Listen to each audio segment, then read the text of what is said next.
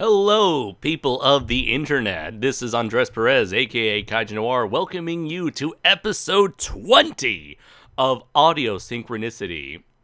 It is December 1st, 2019, where I am, and probably somewhere in some part of the country, it is still the very last day of November. Hello, everybody. I am here, of course, with my co pilot, my faithful sidekick, my partner in crime, Mr. Brayden Connor of Brands and Films. Through sheer will and perseverance, my friend, and dumb luck, yes. In the case of YouTube and how ridiculously complicated and this website is, it's like a miracle. Just you can gain any sort of audience with this little dog and pony show. But yeah, so unfortunately, well, I do want to say hi to Cody, Thorn Stark, and Chris Sanders. Thank you very much for joining me today. And yeah, we did not have a traditional, like I traditionally do. I did not have a Halloween live stream for the month of October. And unfortunately, that was just due to really bad scheduling on my part. Just there being a lot of work, Halloween being on a Thursday, I believe, and usually Thursday equals Friday in my time zone, and that's like the most busiest day of the entire week. Let's see. And luckily or unfortunately, depending on if you saw the live stream or not, I had Raph and Shoma take over live streaming duties on.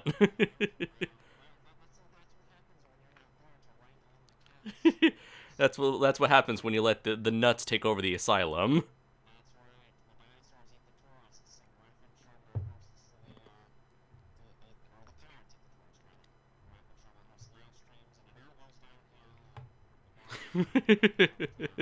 I mean, he may have been too far, and he may have went too far in a few places.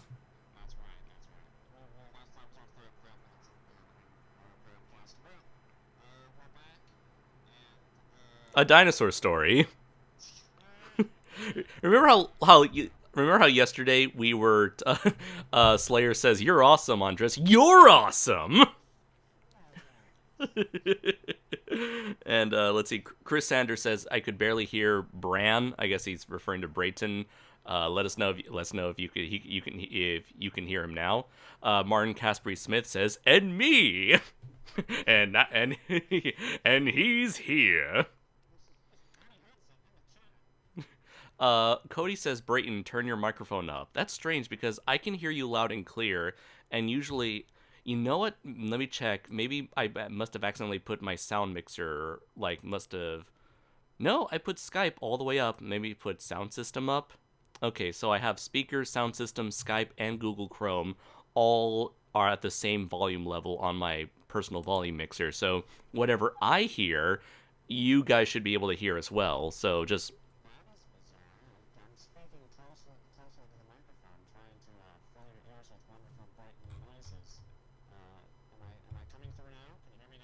let's just wait a few seconds and let's hear what they have to say. Let's see. Apologies for the technical difficulties, ladies and gentlemen. Like I mentioned before, it's a miracle that we can even have a show like this, given how many obstacles YouTube tends to throw in our way, and we'll definitely get to a big obstacle very shortly. Let's see. Thorn Stark says, "What would be your personal mobile suit?" Just I guess I'm not sure if Thorn Stark has been a part of this live stream before, but oftentimes we tend to answer questions from previous episodes. Now we have S452 who just entered, and we have Enshoma here who says I can barely hear Brayton, and then Enshoma says good. I'm not sure what he's referring to there.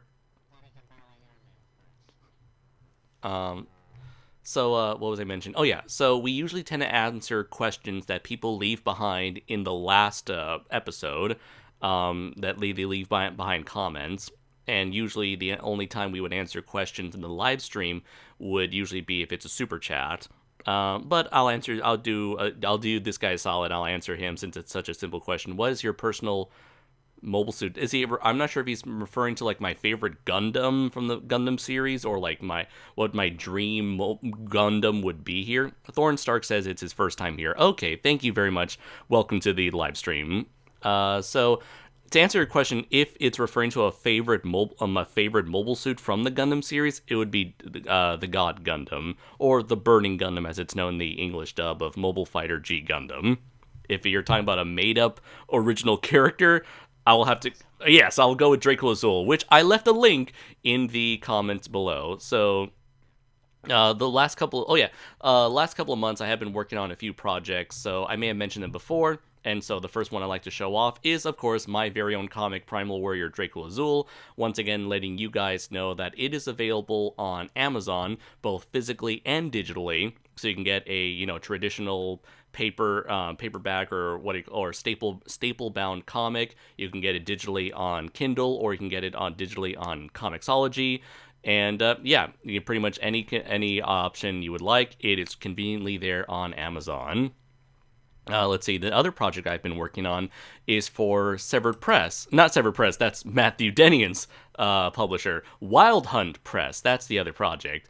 So one novel that I was an editor for is our friend Crooked Lore's own fantasy novel, God's Wrath: Tournament of the Divine, Book 1. It is also available on Amazon now, both digitally and physically, so you can check it out. It's, if you enjoy like shonen anime tournament style story arcs with featuring a bunch of mythological characters from different sorts of cultures and mythologies all gathered in one setting, there you go, where you have a pretty much following the misadventures of a female version of Sun Wukong, the character Goku from Dragon Ball Z was based off of, and her human partner, Virgil. Um, let's see. There's a Squirrel Girl in part 2, but no Cat Girl yet.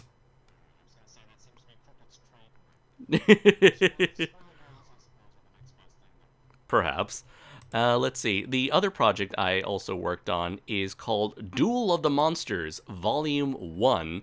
It is an anthology novel for Wild Hunt Press, once more, and I was an editor for each of the stories featured in Duel of the Monsters, Volume 1. And it's sort of like what was it? The main head honcho, Chris Nigro, he paired up a bunch of like famous horror and cryptid monsters. As you can see in the banner, we have Werewolf versus Vampire, Yeti versus Owlman, Mothman versus the Jersey Devil, Vampires versus Killer Clowns, and many more. And so it's like a large variety of writers, both new and experienced, all contributing their own unique stories. And it was a blast being able to read through all of them. And so it is also available now physically and digitally on Amazon. And yes, exactly. Yeah, yeah. And speaking of anthologies, one more anthology that I worked on is called Attack of the Kaiju Volume 2: The Next Wave. And it's another anthology, and as the title implies, it is an anthology of original kaiju stories. And, these are monsters of the giant variety, all, pretty much inspired by the likes of Godzilla, Gamera, and all their rubber-suited foes. And I actually contributed a story. I didn't. I was too busy. I wasn't an editor. I wasn't an editor for this anthology, but I did contribute one of my stories, and that was the short story that I wrote for our Kaiju versus Cancer anthology book, and that was Draco Azul: Divine Intervention. And it is a short story that takes place between issues 1 and issue 2 of my comic. And it is a standalone story that ties into the rest of the crossover anthology series of Kaiju vs. Cancer. Unfortunately, not a lot of people have read the book, so as a result, not many people have have seen the story. So I decided to add the story with permission from Matthew Denian, the guy who helped who co-created Kaiju vs. Cancer along with me. I got his approval to get this short story as part of this anthology, so people who didn't read the story before can read this story, in which a venom like slime monster from another dimension invades Mexico City, and Draco Azul is there to save the day. Yeah, so this was my very first attempt at prose writing. Prose writing, for those of you who don't know, are stories, basically like any sort of like novel or short story, any kind of narrative writing, traditional narrative writing that is referred to as prose story. And so this, as in the past, my only experience with writing so far outside of college had been strictly comic focused, comic centric. So this was my first attempt at traditional novel, short story, prose writing. And so I really would appreciate it if you guys could check out that short story. Check out this story, which again is called Attack of the Kaiju Volume 2. And so if you guys wondering where Attack of the Kaiju Volume 1 is, that was independent. I believe it was independently published by my good friend Matthew Denian. And you can also find that on Amazon as well. Although I believe, yeah, it's also available physically and digitally on Amazon, just like these two anthologies from Wild Hunt Press. And so I believe there are plans to have the first Attack of the Kaiju Volume 1 republished through Wild Hunt, potentially. And so there is going to be an Attack of the Kaiju Volume 3, and I'm currently writing a new Draco Azul short story for Attack of the Kaiju Volume 3. And there's potentially another kaiju anthology from Wild Hunt Press later down the line that's going to be more focused on post-apocalyptic centered kaiju stories, and I may be writing a short story for that as well, but we'll just have to wait and see, and I'll be sure to let all you guys know.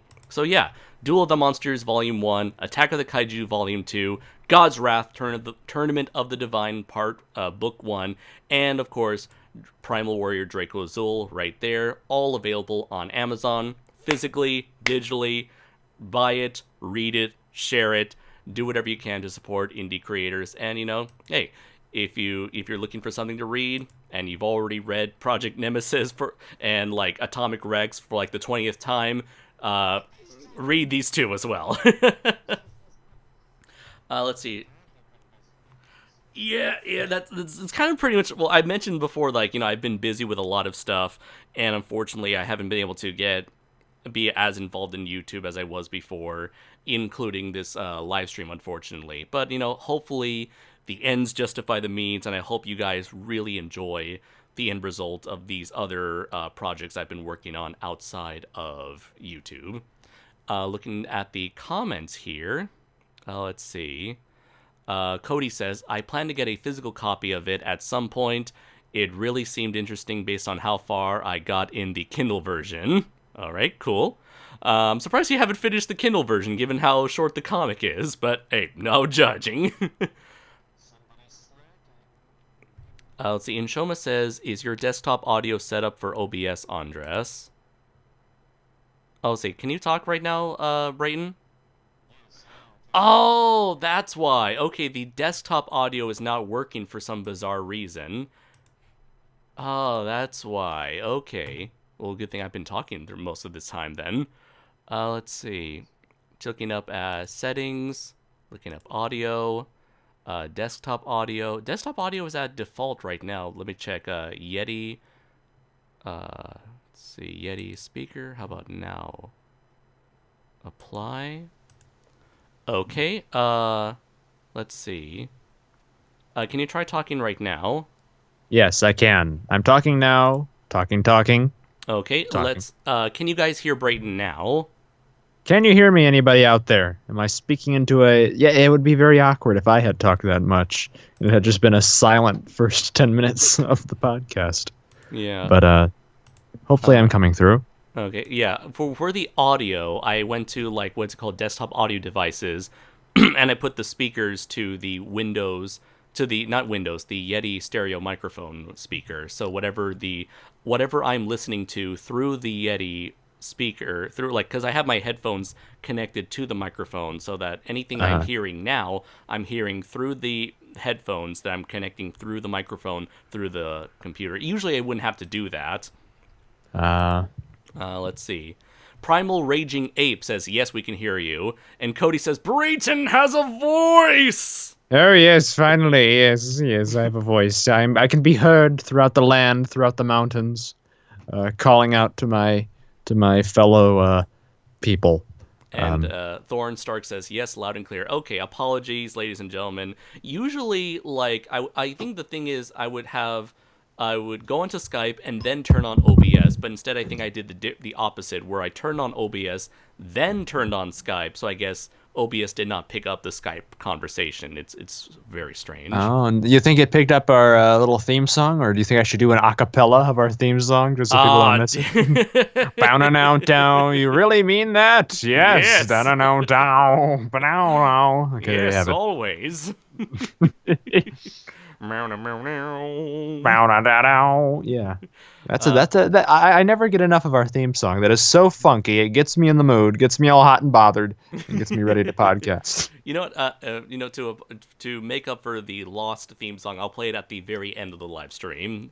There you go. Let's see. Going back to the comments, Thorn Stark says, "I love the mecha design of your works." Thank you very much, Thorns. Draco Azul is an homage to the 70s super robot manga and anime style that was created, by the likes of Go Nagai and Ken Ishikawa. And so that was sort of, along with a slight bit of Gundam involved in there as well.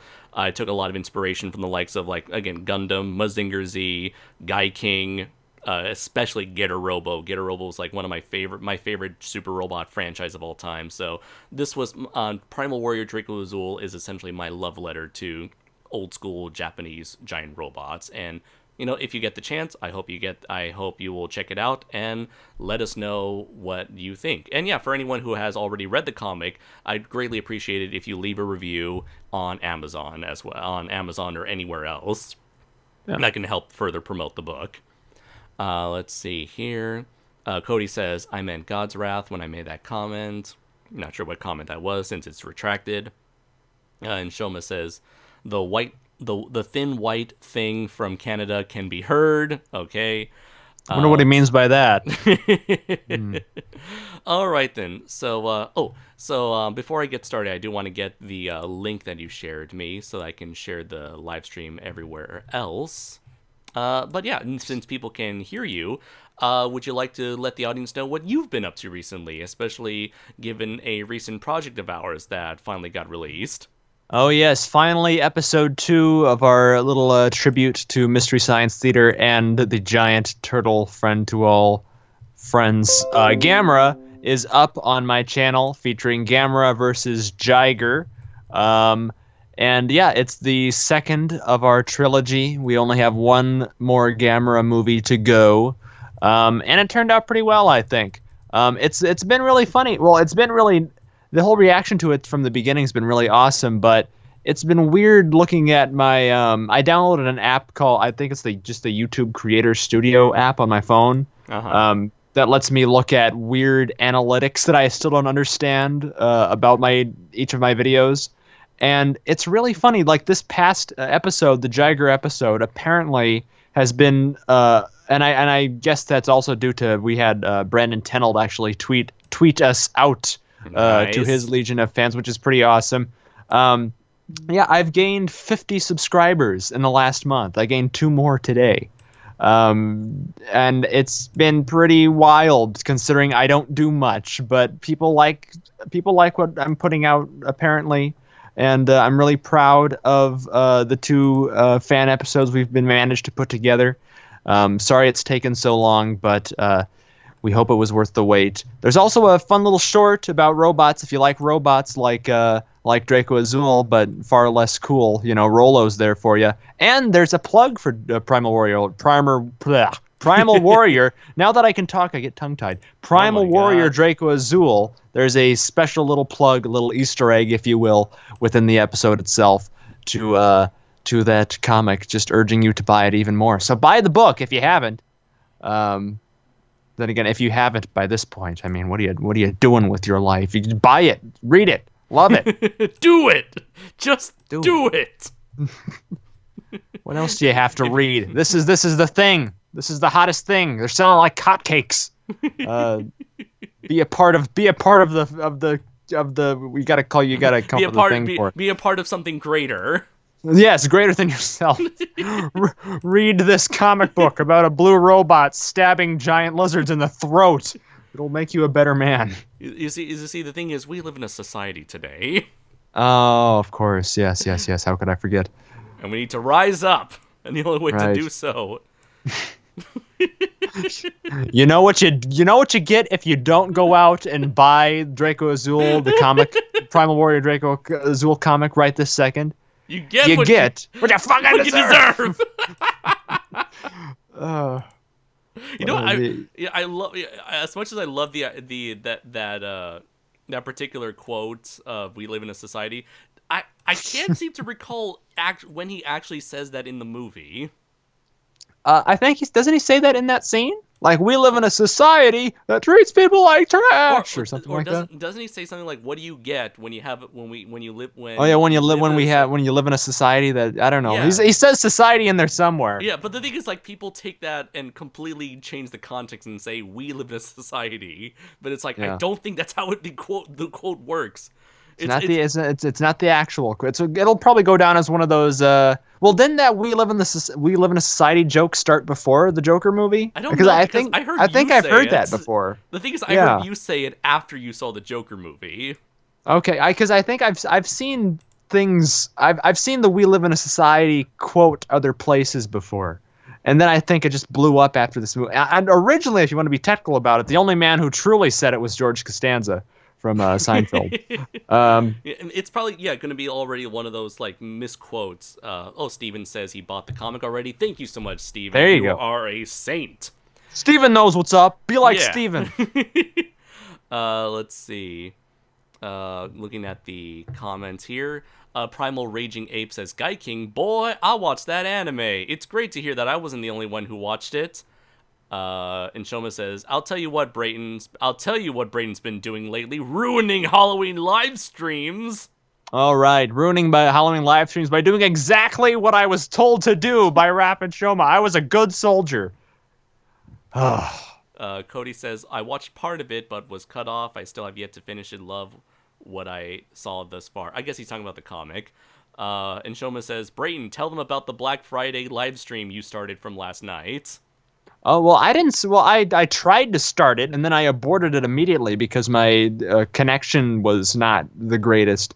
Raph, Andres, and welcome to my world. First time.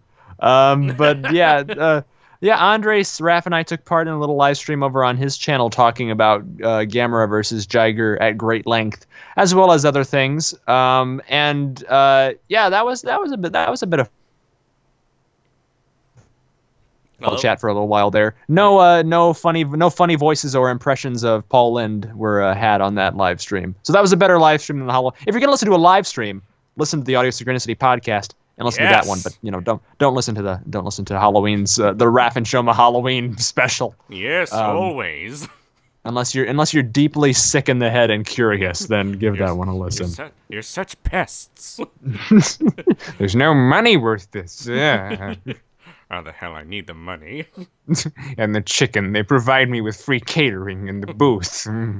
Good. There's a French fry in my beard. The French fries are always celebrated for their deep fried excellence. We have Gorazard who's in chant. He says, "Oh no! Ooh. Already, I'm confused. I'm scared and confused at what he means." What did he say? Poons. Poons? Oh, I don't know. Does anything that boy ever say make sense? Grammatically or logically? That boy, right, I tell you what. Oh, damn it, David. But Dad! You dirty motherfuckers! Ah. Oh my god. S452 says, have you seen the edited version that replaced the audio with the SpongeBob movie? I'm assuming he's talking about the Joker movie. And what? No, I have not. I'm assuming it's the part where it's like, I'm a goofy goober. Yeah. Let's see. Steven says, heck, I was just thinking of a joke. You wouldn't get it. Joker man, take me by the hand. Steven says, heck, even I'm even coming up with my own characters. I know, Steven. You showed me several of them. In fact, one of your characters was featured in Kaiju Combat, so you got your character drawn by Matt Frank himself, so that's pretty awesome. Whoa. Yeah. Let's see. You can feel free to, if you can, you can. I love for you to share like a link to your own character. For anyone who has probably seen Kaiju Combat, might recognize your character. It's like the tiger-skinned one with the skull for a head. Oh. Let's see. Cody says, my friends and I didn't start saying it until after the Joker movie came out. One of my friends just kept saying it in a group chat we were all in. Just sort of caught on, you know. That's what happens when you live in a society. Things catch on, yeah. Let's see. And Shoma says, Party Clown Brayton was only supposed to be on for 30 minutes, not the full 4 hours last Halloween. I'm sorry, Raph. Just because you can't keep it up with your impressions doing Donald Pleasance over here, I go for longevity and endurance, my friend. You asked me to be Paul Lynde. I was the best damn Paul. I was a better Paul Lynde than Paul Lynde. I stand by my performance. I'm an actor. I hate it when I work with these actor types. I know, I'm a thespian for the arts of ruining live streams. That's why I'm so shocked we've been able to go for 20 episodes. Martin says, are you going to ask open question live stream during this chat? Because I got some questions I would like asking and hearing your answers to them. Martin, as we mentioned earlier before, we tend to take questions that are left in the comments of the previous episodes, and the only live questions we answer are usually like the super chats ones. And so, if unfortunately, that's going to be the case. I gave Thorn Stark a freebie since he was new to the chat there. I'm not sure if this is your first time on Audio Synchronicity. If so, please let me know, and we'll probably answer just a single question that isn't a super chat. Lord knows I've got questions, and I've been here from the start. Jacob Kaiju says, yellow! Hey, Jake. Gorizard says, boy! Yeah. Martin. Why hasn't David started a podcast? Could you imagine how many hits that would get? Yeah. Just a David podcast of him just ranting about random things. Why is the sky blue? This makes no sense. I could blame Fat Bill. Why is Bill not fat? Make Bill fat. What? Fat. Make Bill fat. Make Bill fat. Hashtag that shit. Let's see. Everyone is catching up on David's boy, and everyone's. You see, this is what happens when we live in things catch on. We've stated this is the society we live in. Joker is the David story. Oh my god! It's Goker. You'll know what you get when you pester a man named David on Facebook every day with doing tag videos. You get what your mother fudging deserves. Now, who is supposed to be the Robert De Niro in this scene? Is it you? Probably you. Probably me? You. I don't know. You're a smooth talking talk show type guy. I'm Bill. Bill can be the other clown guy. Or you could be the little midget he lets run away. You're a tiny person. I don't know. We'll cast this later, but this is a great idea. Gorizard says no Gorizard podcast, and Shoma David all night. Make it happen. Yes, David all night. Yeah. Gorizard, too many legal hurdles. Oh yeah, with the whole Kappa thing, we don't know how David would fare making his children's only podcast. His videos might be too child friendly. Sean's in the house. He says, "Everyone, go watch Parasite." Ain't that right, David? Gorizard says, "Best movie of 2019." I'm not kidding. This time, Joseph Palinkas is in the house. He says, "Howdy, ding dongs. Get David on the show." Let's see, David. Do you want to actually be on the show? We're inviting you, Dave. We're extending the olive branch to you, David. Let's see. Gorizard says, Goker, why does Bray make me sound like Bill? That's you. Okay, show David what your Bill sounds like. What's up, man? It's pretty dope being here. Yeah. Listen, David. You just need to take a chill pill, all right? Just rock out with your cock out and just relax, all right? We're still potatoes. We may be small potatoes. We're all still potatoes, man. We may be small potatoes, but we're still potatoes. Oh my god! I love that line. Yeah. Let's see. Another one. Now, Cody. now I need to make a Joker trailer parody with David, Yes. where he it's the end shot. Instead of him in makeup, it's him in his blanket with his banana and his sword of protection. Let's see. Cody says this is what happens when a David shows up. Everyone goes to boy. Everyone loses their mind. Martin says Bill is dead. That joke doesn't matter anymore. No, man. Bill is still alive in all our hearts. If you believe, He's still real to me. Damn it. clap your hands and say, "I believe in Zazubar. I believe in Zazubar." Let's see. Sean says I'll be the British midget. And Gorizard says, be on the show right now? Yeah. Just message me on Skype and we'll make it happen. God. Jacob, We're going to ruin it at 20. Let's see. Sean Berry says, I can play the British midget so I can do the worst British accent. A. Nying says, hello, everyone. And Gorizard. So nice to see another member of the Sons of Sarazawa podcast again. And Gorizard says, Master Sword, not just Sword. No, Master Sword. Yeah. Titan of Water, he repeated a comment that he's mentioned before. Joker was an excellent film. Glad you think so, dude. Let's see. Previously, he said Joker was hard? Joker was hard, but excellent film to watch. Okay, he said it was a hard film to watch, but still excellent. Let's see. Cody says, Bill is eternal. Bill is life. A says, I haven't seen... He's doing the Samuel Jackson from Pulp Fiction thing. He's walking the earth like Kane from Kung Fu right now. Teaching the lesson of potatoes to kids across the nation. And A says, haven't seen Joker 2019 yet, unfortunately. Okay, so we're going to bring David on to the scene here. We're going to bring the Joker on. When you bring me on, can you introduce me as Garzard? This really needs to be a thing. Is Joker out on digital or DVD already? I'm not really sure.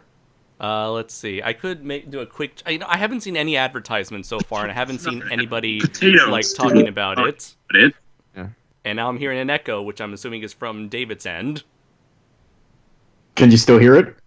No, now we can't. No. We no longer hear it anymore. It's just you and your big, boobing, beautiful, echoey pure voice. raw David. Yes. Pure raw. Why do I get the feeling that you had that joke in the back of your head for a long time? David is raw. It's raw. It's fucking raw. You donkey. Fuck off upstairs. Speaking of raw, what rating are we getting on this particular chat? Let's see. Hopefully, anything that. I meant like PG-13, NC-17, X. Let's see. Let's go hard R. Let's go Joker R, since that seems to be the name of the game at this moment. Yeah, violence and blood is acceptable, but no, gore or nudity would be nice. Let's see. That's for the after podcast show. The chat is not like we can show gore or nudity. No, the only gore we have is Gorizard.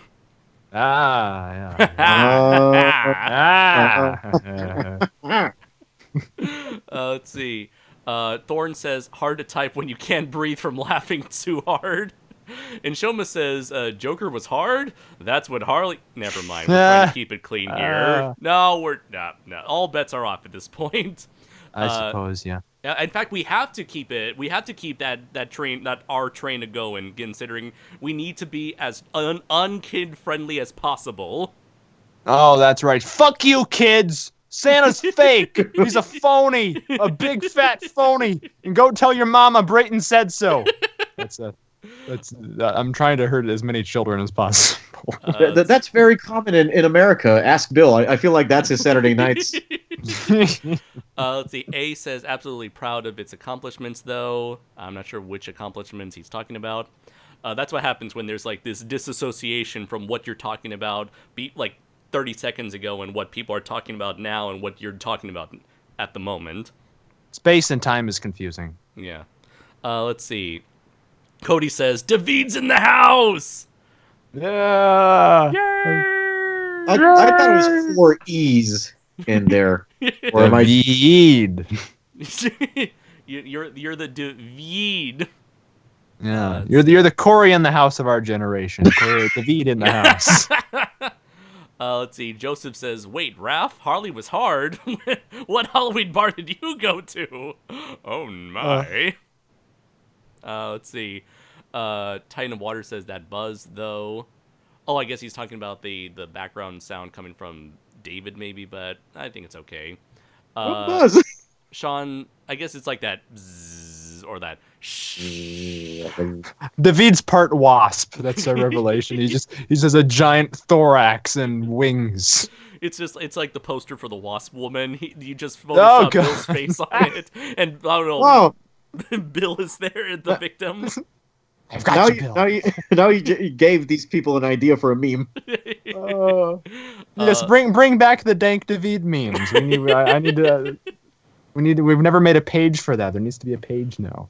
Let's see. Sean Berry says, "Hey David, are you still upset that I'm taller than you in person?" He is not taller than me. He's like an inch shorter, maybe the same height as me. To quote you, lies. Lies, boy. This is accurate. These are lies. I'm taller than you. We're the same height. No, we're not. I could lean I could lean on your shoulder with my arm alone. I'm pretty sure you were wearing heels that day. It didn't show it, but they were secretly built into your shoes that day. Andres comes marching in with giant platform shoes. Sean says, "David, talk about your recent trip to L.A." Well, I mean, it was Bill-less and Andres-less, so it wasn't there as was good. no looking at balls. And there was no Kevin Smith either. Oh yeah, no dick jokes. Not as much as I thought there were gonna be. Yeah. No, you didn't go sit in a car and listen to a podcast, the Kevin Smith podcast. So, I mean, I could have, but I ended up listening to the King of the Monster soundtrack for at least 1 hour. On the way there, or the way back. On the way there, on the way back. You Californians have things so spread out. I know Los Angeles is too big for its own good. We have to nuke half of it for more bits. Isn't it gonna sink into the ocean eventually? Isn't that what we're hoping for? Isn't I'm all pulling for? I'm not sure. I mean, it's not. I think that I may have heard that as well because there's the San Andreas Fault is like in the middle of California, so it's like part of California is eventually going to break off and sink into the ocean. The San Andreas fault is all your fault, Andre.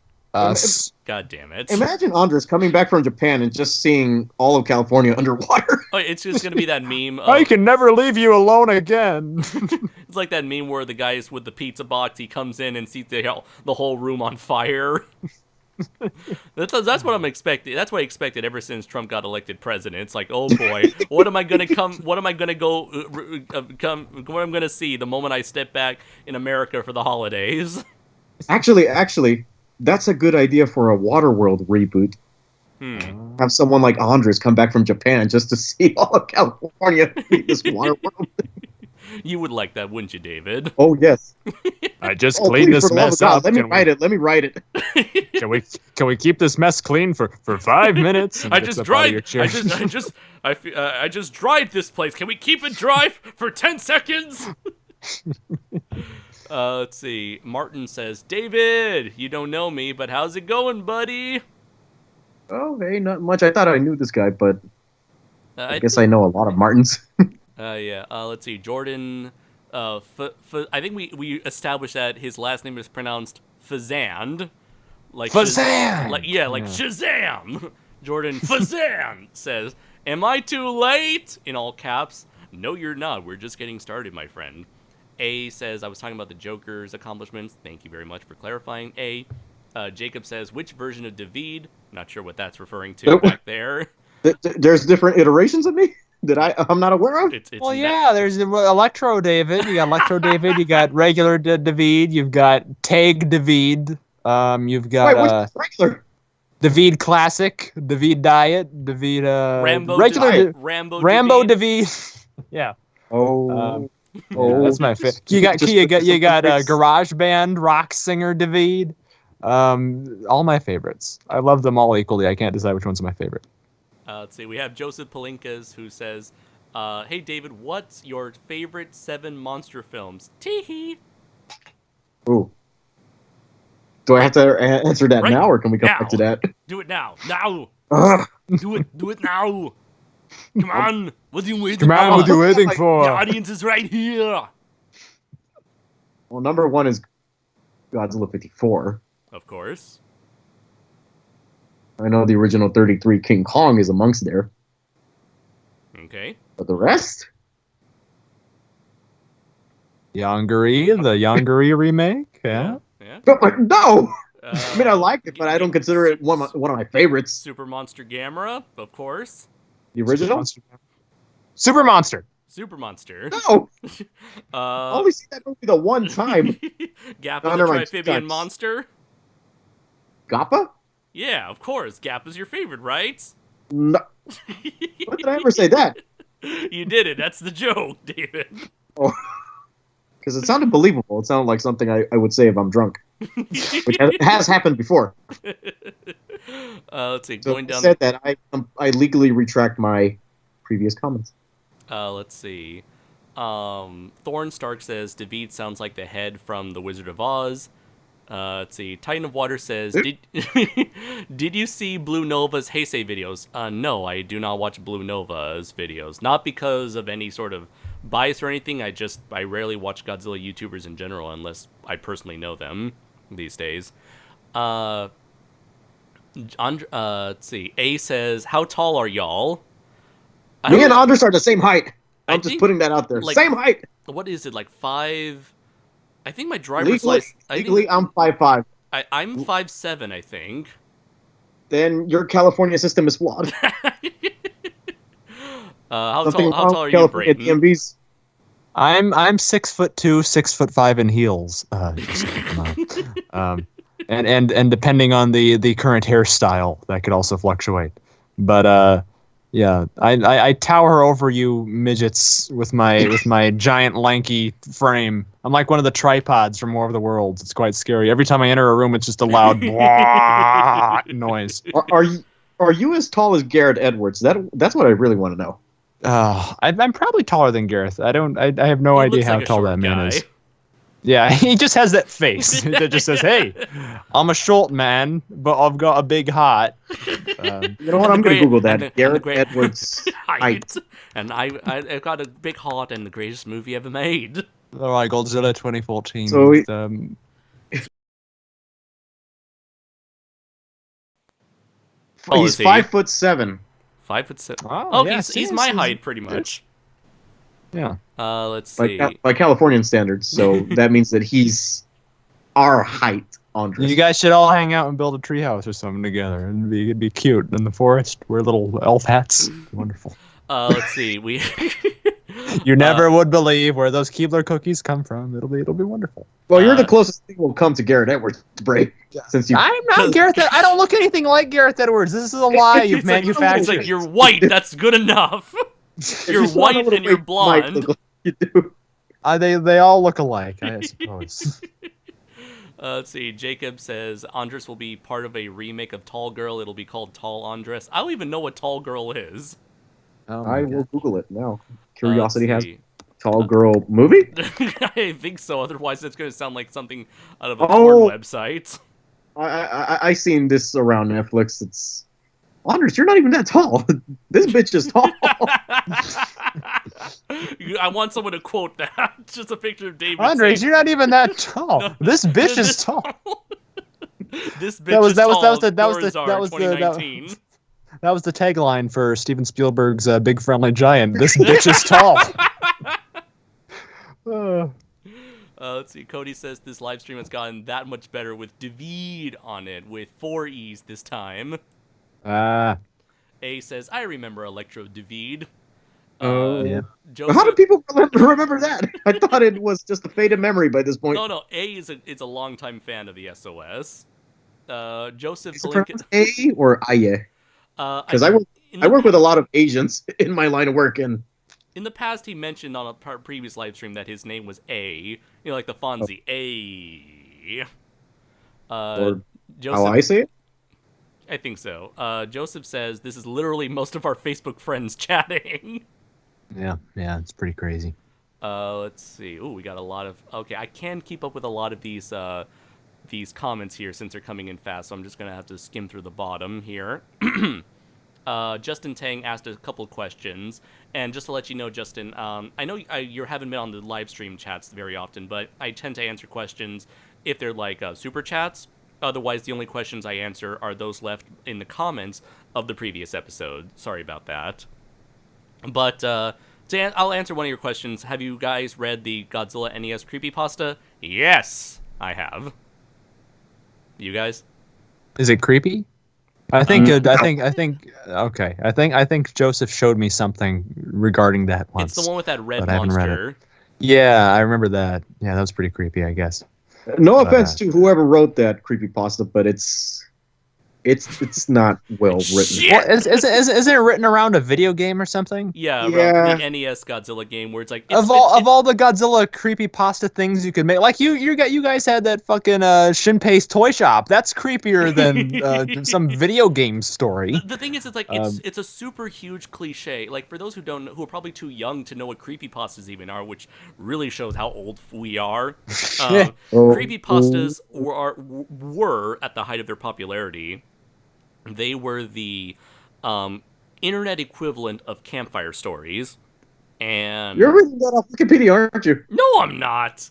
I'm Because I swear to God, I saw that same phrase off Wikipedia. That's what everybody says. Everybody says they're the modern day campfire stories, and you know people. The creepypasta comes from the name the internet term copy paste, creepypasta, creepypasta. It had nothing to do with the Italians, like No, it doesn't. spaghetti westerns.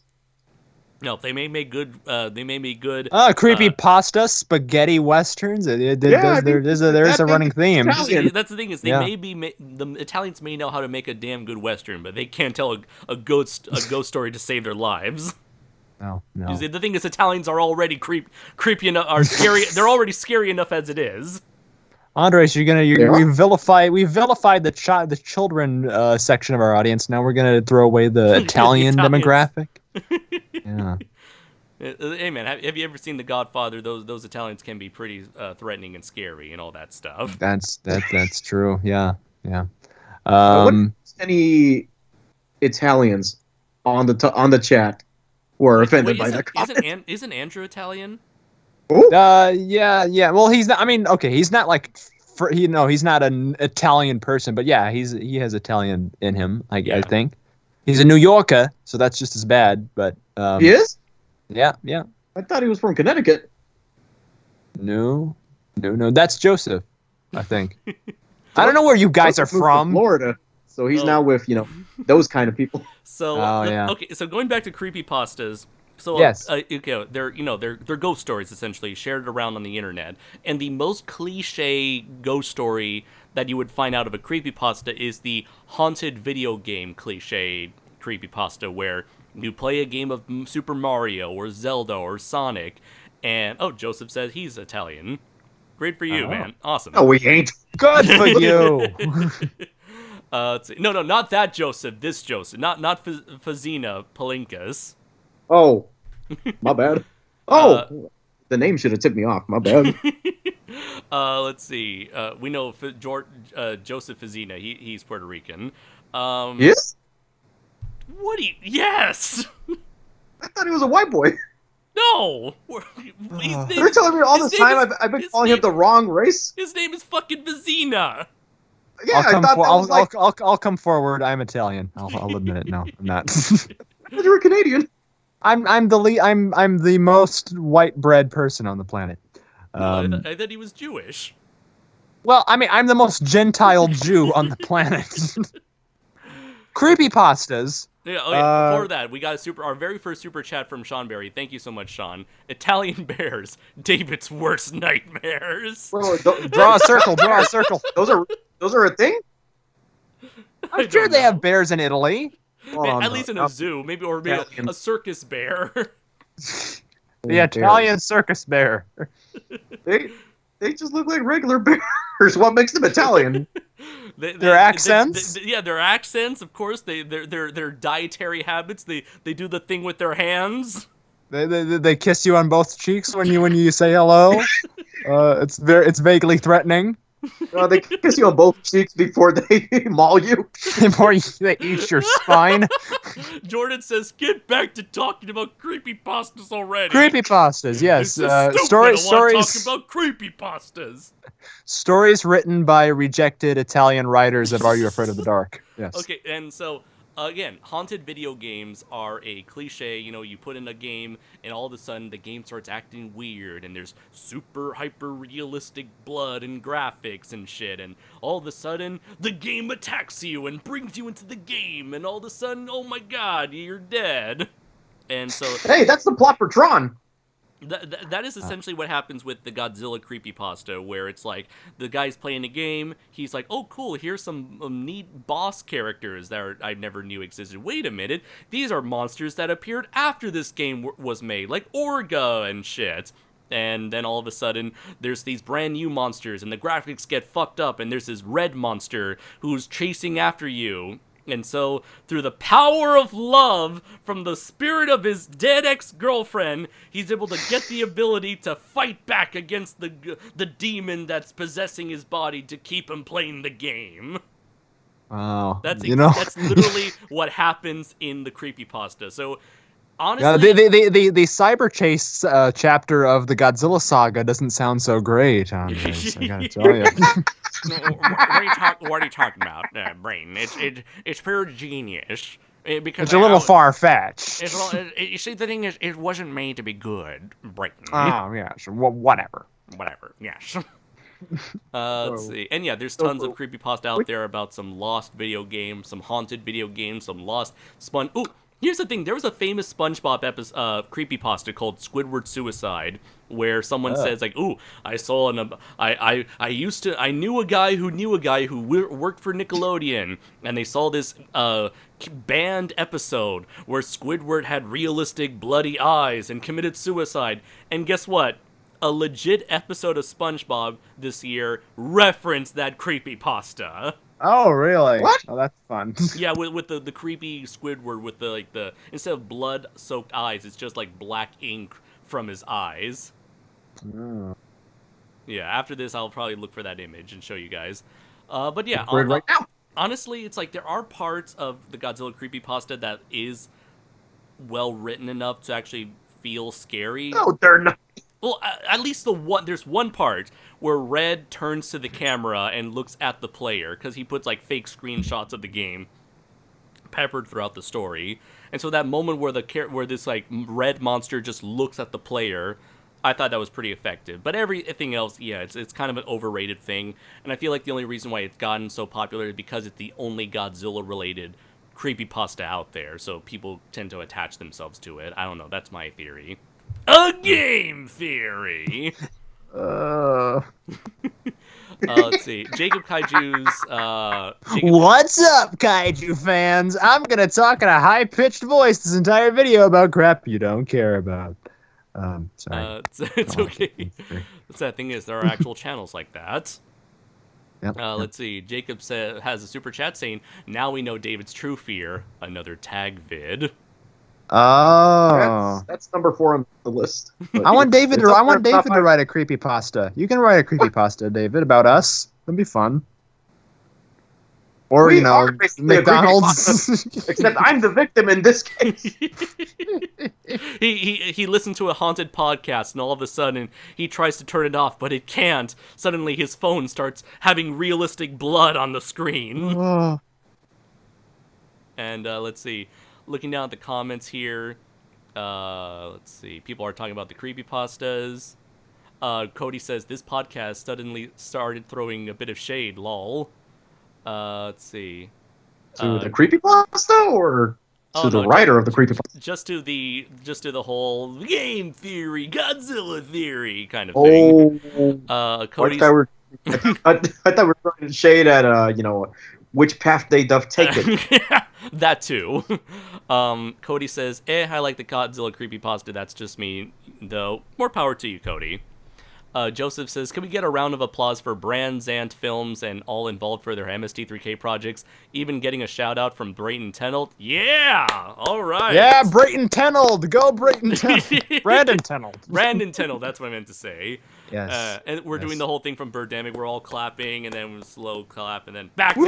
clapping And then again. slow. Ah! Hey! Yeah, solar panels. Yeah. Hey! Just I still hanging can't out, believe you made hanging us watch out. Hanging out with Or was the that- family, having ourselves a party. The party. Oh my god! Now the chat is clapping with clapping emojis. Gotta clap for that. Gotta clap Gotta for it. clap Gotta for that, clap for yes. that. I clapped when I saw that. I clapped when I saw Tom Servo. I know what that is. But anyway, Steven says, couldn't be worse than the dream I had when I was in a movie like those parody movies which featured a MonsterVerse Batra and me saving Jim Parsons. oh, Okay. The Big Bang Theory, dude? yeah. Why? The human ventriloquist dummy that is Jim Parsons. Okay, so since we talked enough about creepypastas, let's get into the real horror that is afflicting the internet these days, which is The Kappa pasta. the kappa pasta. Yeah, forget creepypastas now about kappa pastas now. And so I have my for those who don't know, the what was it called? The FTC, which was I think it stands for like the Federal Trade Commission. They friendly tyrannical cocksuckers incorporated, the FTC. They created a bunch of rules. A rule back in the 90s, I believe, back when the internet was just like a wee little infant, and it was called COPPA. It was called the Child Online Privacy Protection Act, and it was made to, as the name implies, protect children from creepy weirdos on the internet. Like us. The children. Someone please think of the children. Exactly. This whole thing, that's what the FTC does. It's like, if you do any of you guys remember the FTC song from Family Guy? They're the ones that do all the censoring on TV. Oh, the FFC or the FCC. Something like that. Oh, okay. Maybe I guess I got that wrong then. Yeah, the FCC is the people who handle FCC. FCC. Yeah. At the friggin' FTC. And so the FTC, they filed a lawsuit against YouTube a couple years back because YouTube was taking what was it called? They were taking private information, recording private information from child viewers. From targeted ads. They took their information and sent ads targeted towards this younger demographic towards them. And so it's like, no, you can't collect private information from children. And so now, because of that, everyone's in deep trouble. So I found this article on Variety that does a decent enough job at going over this whole thing. So I'll just read through this article here. And so Dumb it down for me. I'll do so after I'm finished with after I'm finished with this article. YouTube Louder and funnier. YouTube creators worried and confused over new kid video COPPA rules, potential fines. YouTube starting this month is requiring all creators, regardless of location and whether or not they produce content intended for children, to designate whether their videos are made for kids. And many YouTubers are concerned that the new rules will hurt their monetization or even expose them to fines if their content is mislabeled.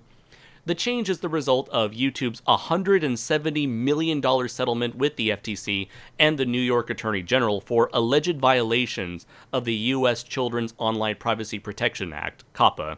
The law prohibits internet companies from collecting data from children from kids 13 and under, and YouTube was accused of violating that law. YouTube is putting the onus, I don't know what that is, on creators to comply with COPPA. If you fail to set your audience accurately, you may face compliance issues with the FTC or other authorities, and we may take action on your YouTube account, according to YouTube's Help Center document on the topic. Creators are subject to potential fines for running afoul of COPPA. According to the FTC, the law allows for civil penalties up to $42,530 per violation, according to the agency. However, the FTC considers a number of factors in determining the appropriate amount, including a company's financial condition and the impact a penalty could have on its ability to stay in business, per a November 22nd blog post. That alone has sent shockwaves through the YouTube community and has even led some creators to delete videos or threaten to leave YouTube altogether. This COPPA shit is terrifying, Daniel Pitts, aka Doopy, YouTube animator and voice actor, tweeted this week. I kind of find it funny that like a professional website like Variety is taking taking quotes from tweets. My videos aren't. I mean, yeah, they kind of do that with movie reviews nowadays. Like, I don't know if you see TV spots where they don't take quotes from critics anymore. They take quotes from people with Twitter accounts. Oh yeah, I remember I saw that when it's like I started noticing that whenever they were showing like Paranormal Activity 42 or whatever. OMG, pooped my pants, crap emoji. Yeah. Let's see. My videos aren't directed to children, but I can still get fined $42,000 for marking my videos as meant for adults because it isn't mature enough. Because it can easily be mistaken, I'm heartbroken. YouTube was my dream. Some YouTubers are issuing dire predictions about the impact of the platform's new COPPA rules. If it doesn't get more attention, you can pretty much expect the end for gaming, animation, and cartoon videos on YouTube, tweeted Alex Carducci, aka Relaxalax, someone I actually follow on YouTube, who makes gaming videos on his YouTube channel. Basically, Thanos snapped YouTube. That's what happened.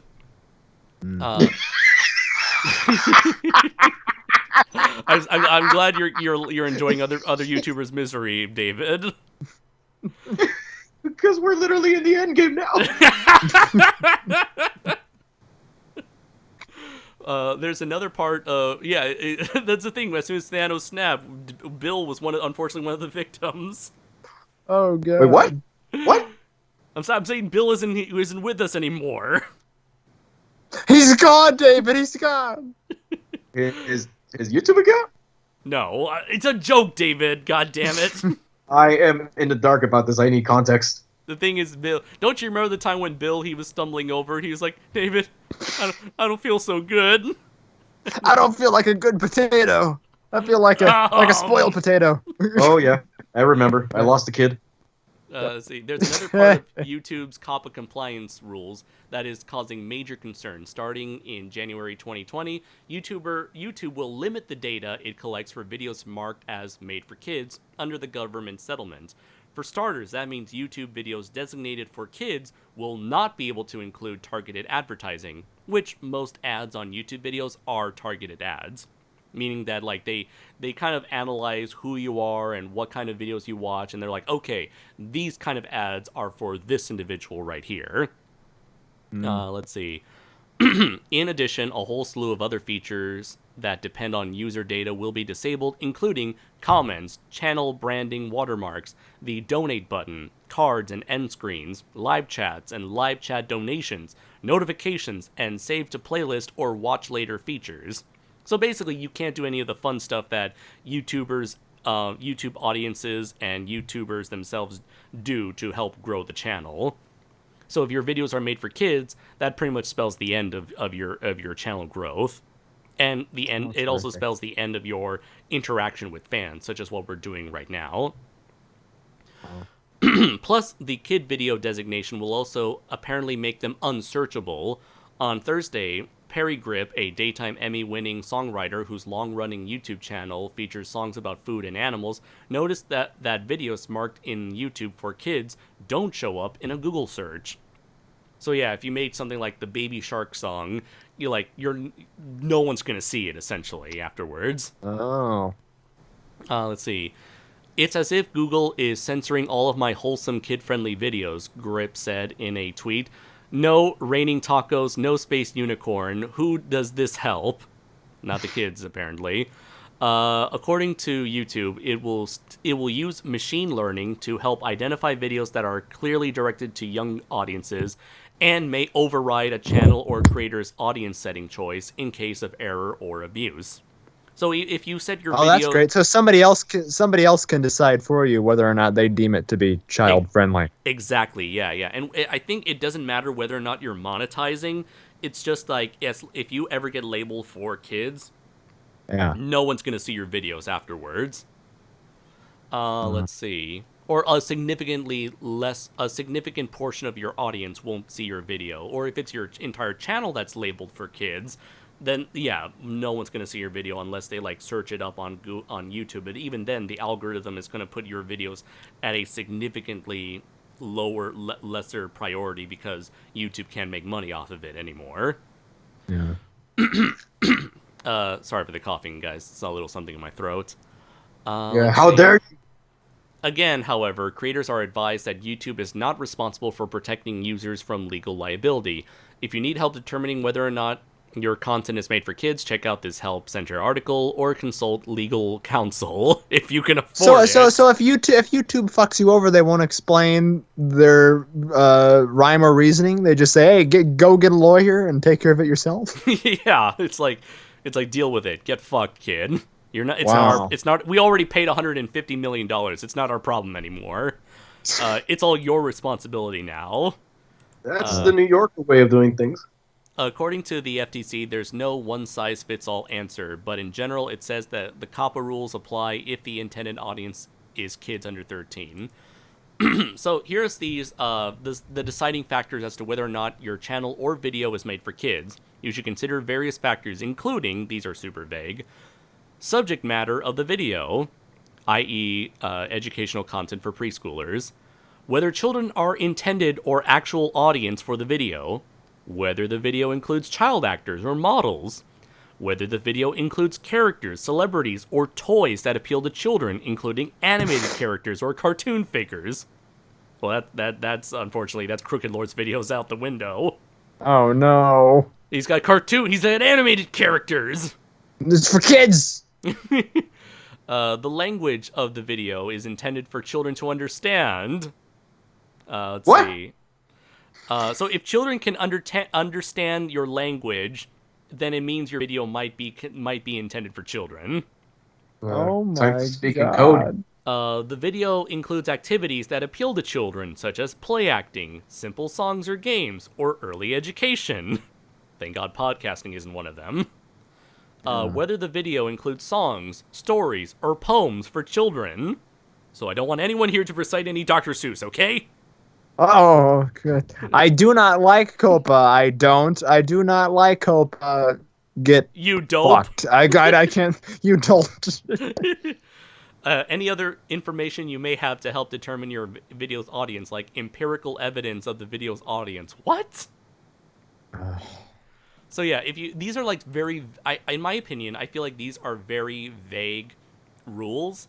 But the biggest one that sticks out to me is the one where it's like if you have characters, celebrities, or toys that appeal to children, which is stuff that How do they determine that it appeals to children though? I mean, there's a difference between like some stupid little stuffed animal that kids love and like a $1,000 model kit or something. I mean, how do they make the separation? It's been with celebrities too. They determine somebody's too child friendly that it automatically means it's for kids. Because they have I don't know Leonardo DiCaprio involved in a picture. The kids love Leo, right? That's still a thing. They love Leo. You know, Andres looks like a Mexican teddy bear. So is he gonna count? Oh God, Andres, you can no longer show your face in I'm videos. too family friendly. And look at your little chibi Draco Azul, his little cartoon self. Oh no! Oh no! Oh no! Oh my God! And yeah. The thing is, like, what if you get away with this? What if you have a teddy bear, but it's holding a gun? Would that still count? Maybe not. You may have a loophole there. But the thing is, it all depends on whether the FTC or YouTube's stupid learning machine, because we all know how good YouTube's learning bots are these days. No, they're the ones that like go around providing claims and demonetizations on random videos. It really depends on whether or not they think it's child friendly or not. And a couple of people I've mentioned before, yeah, toys are a big one because a lot of channels rely on like reviewing toys. Whether it's like Godzilla YouTubers who talk about SH Monster Arts or NECA, there's a lot of Transformer toy channels. A lot of people that review, I don't know, like Revel Tech, SH Figure Arts.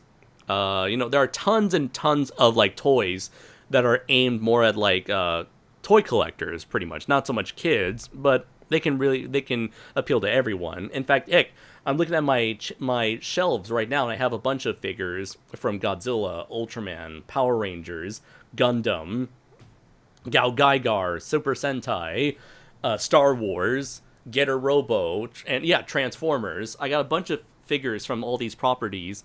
If I make a video about any one of them, then yeah, that's like, it all depends. Like, the rules are so vague, you don't know if it's a toy aimed at an adult collector or if it's a toy aimed at like a general audience.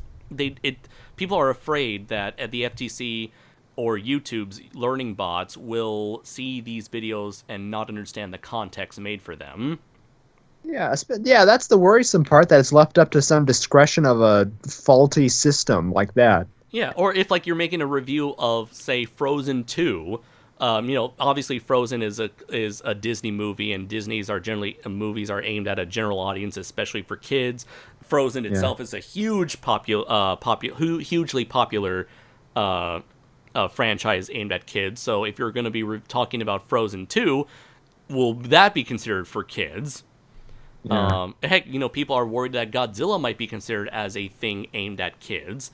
You say what you want about Godzilla's origin being at a mature audience with Godzilla 54. The thing of the matter is, Godzilla is an icon that can appeal to people of all ages. We were all attracted to Godzilla as children because we enjoy that kind of material of monsters and dinosaurs and stuff. Heck, right now Toho is making Godzilla appeal to kids with stuff like Gojiban, which is that weird little puppet show on YouTube. Or my favorite thing ever. Yeah, that appeals to me and my sick fantasies alone. And Chibi Godzilla, which is like, or Chibi Gojira, which is like this new chibi cartoony Godzilla merchandise that they've been promoting, especially at like the Godzilla Fest at Tokyo that I went to with Matt Burkett from Monstrosities. Yeah, there was just Chibi Godzilla everywhere. They want Godzilla to be a brand that can appeal to older and younger and old and new fans alike. So will they think Godzilla is now considered a kid's property? And it's just like, the whole thing is people are super paranoid right now. And the thing is, you could if you're someone who doesn't make money off of the videos, maybe you're safer. Maybe these people, the COPPA is mostly, or the FTC is aiming themselves at videos that tend to make a shit ton of videos that are clearly aimed for kids, and they're made solely to profit off of kids, like the infamous Elsa Spider-Man videos. They put in a bunch of kids people and dress up in costumes as kids characters to do little silent movie era style skits in order to get hundreds and thousands, if not millions of views, and rake in all that ad revenue. That's the kind of stuff that I think COPPA is really afraid of. And that's something that's clearly aimed at profiting off of kids and YouTube collecting that data from those millions of child viewers. And so I feel like if anyone's going to get fined, it's definitely going to be like channels like that, because it's clear the intention there is to profit off of kids. But for anyone else, I feel like those kind of channels will be made an example out of. But for anyone else, it's like what happens afterwards. It's going to be really terrifying because we don't know like where we don't know what's the best way of saying this. They don't know where the line in the sand is drawn. Yeah. And so at this point, it's like it's anyone's game at this point. And yeah, when does this go into effect? January. Oh, well, so yeah, that's like a little over a month from now. Yeah, it's a lot. Yeah, what about like how many channels are out there talking about like Star Wars and the Marvel movies and whatnot? Oh yeah, that appeals to kids indeed. People who make videos out of like Pokemon, My Little Pony, Steven Universe. Yeah. there's a lot of stuff like that these are all properties that appeal to kids, that appeal to adults, and so and there are people out there that want to talk about this kind of subject matter, and so it sucks Yeah. that they could be under fire. It's possible that they will if you are if you're a smaller YouTuber, most likely the FTC will look over you. They're mostly going to be looking at big targets to fine. Yeah. But as for like the whole YouTube bots looking into your videos and saying that's for kids, that's not for kids, or it's like It's still bad for everybody and bad for the yeah, entire platform. yeah, and again, even if you don't make money off of your videos, the fact that like YouTube could come in and say no, that's for kids, and we're going to change it, that's going to Yeah. screw over your channel, and it's going to make things even harder now than ever before to grow your channel. Because like I mentioned before, it's like you lose a whole bunch of things that YouTubers need in order to grow their channels. Yeah. Especially with the not appearing in search bars too. I mean, that takes away a whole lot of your viewability or findability. Um, it's Oh yeah, scary. and that's the thing. It's already hard enough with the algorithm for people to be discovered on YouTube, because Yeah. if you don't make videos like practically every week, if not every day, you won't show up in other people's recommendation feeds. Yeah. So this is just another obstacle to overcome. And okay, here are the things that you lose when your videos are marked for kids. The YouTuber will receive no notifications. You'll receive no comments. Your videos will not be searchable. The videos will not be suggested nor recommended, and your videos will make 90% less revenue. Oh, that only applies if you're making money off of these videos, which I barely make it. Even though my videos are technically monetized, I barely make Mhm. anything off my videos, which I don't really care. Right? It's just mostly pocket change that I receive once every couple of months. Yeah. Um, but yeah, that's a thing there, and it really is unfortunate that people are are like very paranoid as to what can happen at any moment. Yeah, what's Yeah. going to happen to your channels, David? You're going to have to get a 20-second one now to post all your illegal copyrighted kaiju footage. Honestly, I feel like everyone's become me by this point. Uh, I mean, Feel my pain. I feel like at this point, it's like I've always wondered, like, I feel like the safest way to go about this if you're a Godzilla YouTuber is just avoid toys in general. yeah. Or, and stick with me on this. Okay. You create a new internet career on Internet Archive, which is my plan B. Yeah. But yeah. you can make a career out of that. Well, I mean, I don't have a career right now, so I feel like I'm back to square fucking one. That's always been the thing, and yeah, it's just something like a friend of mine mentioned on Facebook. But when you do make a living on the internet, it's a really risky decision, because nothing really lasts forever on the internet, at least. I mean, I feel like that is true of other jobs and other professions outside the internet. You could work at but there's no job security though with YouTubing. yeah, rather there's like significantly less job security in as opposed to other jobs in the real world. But yeah, it is possible to make a successful career on YouTube, but yeah, it's very unstable, especially on YouTube, where things can happen at any moment, and you find yourself, up shit. What's it called? Up a creek without a paddle. Up shit creek without a paddle. Yeah. Yeah. And so Wait, so yeah. how is James Rolfe doing? I'm not really sure. I mean, he still does his YouTube stuff. I mean, he's relied less on Angry Video Game Nerd and has done the rental reviews, especially. I don't think he has a Patreon. A lot of YouTubers these days rely on Patreon mostly to thrive, as opposed to ad revenue. But yeah, I'm not sure if he does any freelance work, but he mainly does his own thing on the internet. Thorn Stark says he has to go. Bye and thank you. Take care, Thorn. Thank you very much for joining us.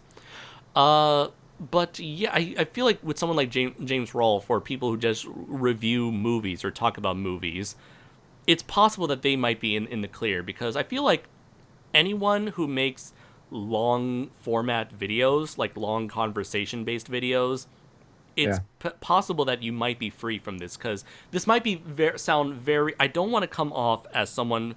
I don't want to come as very demeaning for this, but I feel like younger YouTube child audiences normally don't have a large attention span, and they generally tend to go for like 5-minute to 10-minute videos. But I think as long as your videos are made in a like longer, wider format, like I don't know, like a podcast format or anything longer than, I don't know, 10, 20, 30 minutes, I think you may be okay, because if you have a long video, people might see that as a video that's not made for kids, because maybe they think kids won't stay there and listen for so long. Yeah. I made my reviews under 5 minutes. Am I fucked? Potentially, David. No.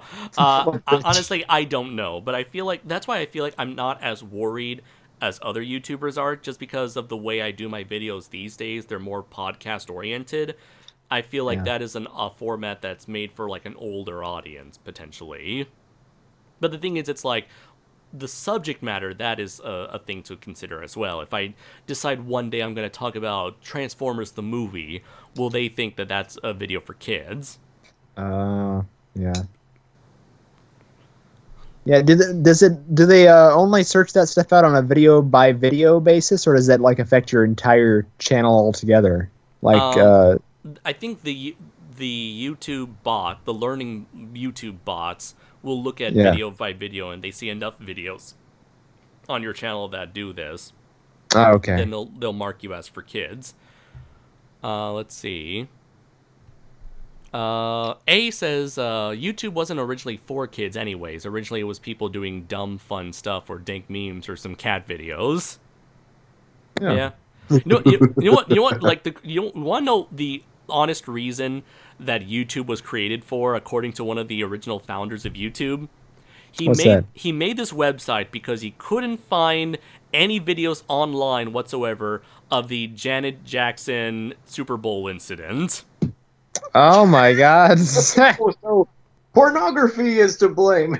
Even back then, even at the very start of YouTube's creation, it was originally started because a dude couldn't find titties on the internet. And that dude's name was David Joshua Hernandez. Wait, hold on. I'm not the one with the ebony fetish. That's number 6 on my list.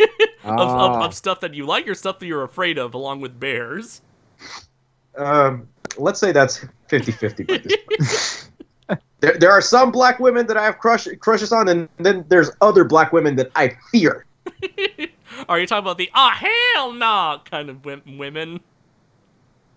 Like I said, 50-50, so it's kind of like, go at your own risk.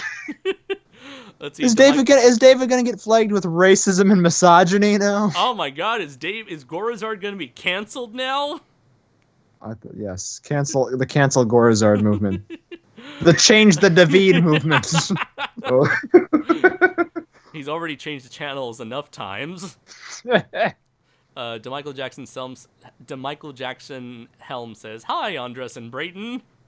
Hello. Hi, and David. Say hi to David. Don't feed the animal, but you can say hi. Let's see. Matthew Walliser, who's been commenting a bit on the chat, says, Sure, but when they're literally tell advertisers we're the best possible medium for under 13 users, no one can pretend they didn't know what they were doing. Yeah, that's the thing. Apparently YouTube was bragging about how many kids watch their videos, and that's what caught the FTC's attention. So they fucked up. They fucked up for everybody. Sean says, remember the simpler days of YouTube when Chinese students were lip-syncing in a dorm and a dude talking about elephants? That dude talking about elephants, that's one of the founders of YouTube himself. Yeah, the first video on YouTube, A Day at the Zoo or whatever. Yeah, it's like, do you know that elephants have very long trunks? And that's cool. The very first video on YouTube was a glorified dick joke. Yes. Yeah. That shows the direction this website was going in.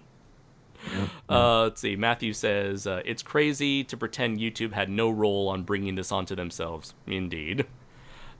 David is in the chat. Greetings. I'm gonna look back. We have like a ton of comments here, so I'm just gonna be scrolling through them. Let's see here. I think I highlighted one of them. Let's see here. A lot of people are saying coppa pasta. Someone said descoropa. Nice. Let's see.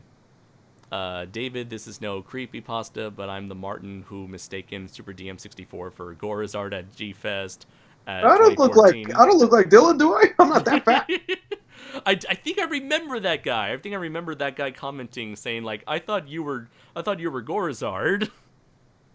Ooh, Let's see. that is officially the number 3 offense that I've ever received in my life. Jacob says, "Nah, you're too short to be Dylan." Cody Well, says, yeah, I mean, Copa says, That's the only difference, though. Other than that, the resemblance is uncanny between David and Gorizar, or Dylan and Gorizar, identical twins. Cody says, targeted ads. What the heck have I been watching that made YouTube? What the heck have I been watching that made YouTube decide to target me with the ads that I've been seeing? Let's see. Thorns previously before he left said, "How do you tell your audience what you're doing that week?" I don't know what that question means. Let's see. How do you tell your audience what you're doing that? Well, you don't. I guess through Twitter. That's how most people tell their audience what you're doing. I mean, yeah, that's what people do nowadays. Like on Instagram, they shoot pictures of where they are. Right, and share what they're eating. I'm at my computer. Yeah, that's what people do. Isn't that how Kim Kardashian got robbed at one point? Because the robbers knew she wasn't at the place where she hid the diamonds. And he looked at all her photos of her house and made a map out of it. That's what David's done with Bill. He's taken all of his videos, made a map of his home, and is now going to steal Bill's fortune. That's my plan, Z. Let's see. Steven says, responsibility lies with the parents. Exactly, Steven. Yeah. And he says, this is how 1984 happens. Don't they have like a YouTube Kids thing? Yes, they do. Isn't that a thing? That they do, but the thing is, it's like anyone can go onto YouTube and watch videos, especially kids. Oh yeah, and you can just make fake accounts if you watch whatever you want. And you can lie about your age and all that junk. Yeah. I've been there. Yep. Let's see. Joseph Palinka says, YouTube is throwing everyone under the bus. Lol, they will lose their business with creators. They will perish because they broke the law and have no guts. Let's see. I smell lawsuits coming. Primal Raging Ape says, 1900. We'll have flying cars in the future. 2019. Kappa finding every YouTube creator $42,000 per video. I see. I don't think they'll, like I said, they won't fine everybody $42,000. Rather, they'll fine them based on the amount that they currently make. So it's like they say, okay, you clearly don't have $42,000, so we're only gonna fine you like, I don't know, $10,000 just to still fuck with you, but not fuck with you that much.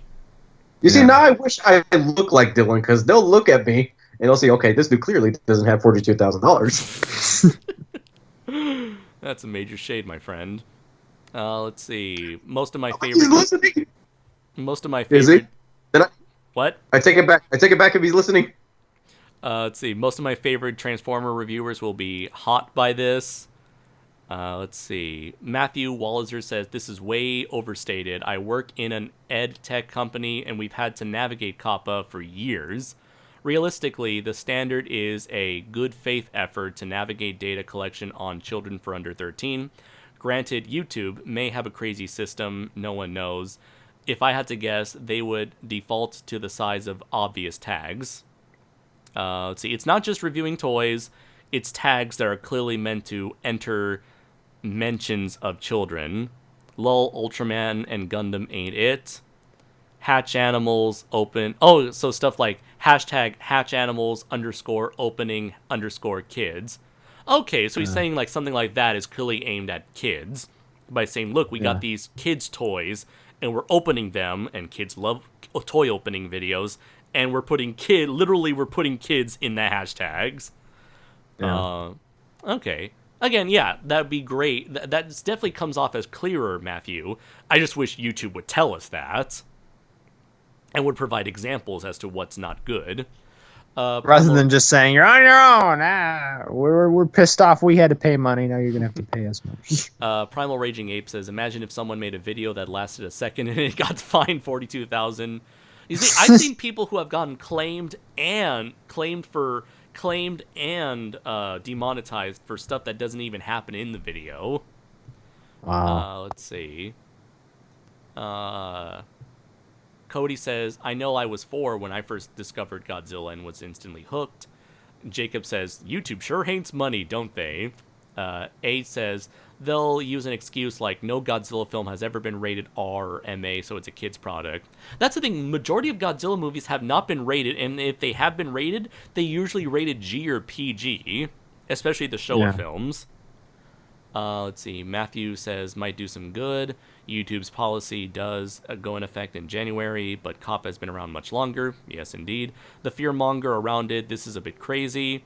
They always could do that, though. In fact, the comfort around that for toy opening channels and the like exists because YouTube didn't go do proper due diligence." Yeah, that's true. Yeah, a lot of those like channels clearly aimed at children, like the toy opening channels and the Spider-Man Elsa videos, those went on for a good long while and YouTube didn't do anything about it. My personal theory is that, YouTube just wanted to rake in the cash. And Matthew says, "Guys, seriously, if you want a nuanced perspective, let me call in." Again, appreciated, Matthew. Thank you very much for your information. The thing is, we're just speculating right now only because the rules have been so vague to begin with. And YouTube has done very little to let people know about that. Again, all they said was, if your videos include characters, celebrities, or toys that appeal to children, including animated characters or cartoon figures, that's an actual line from their list of videos, list of factors when they say whether or not something is or isn't for kids. Thank you very much for being more specific in that.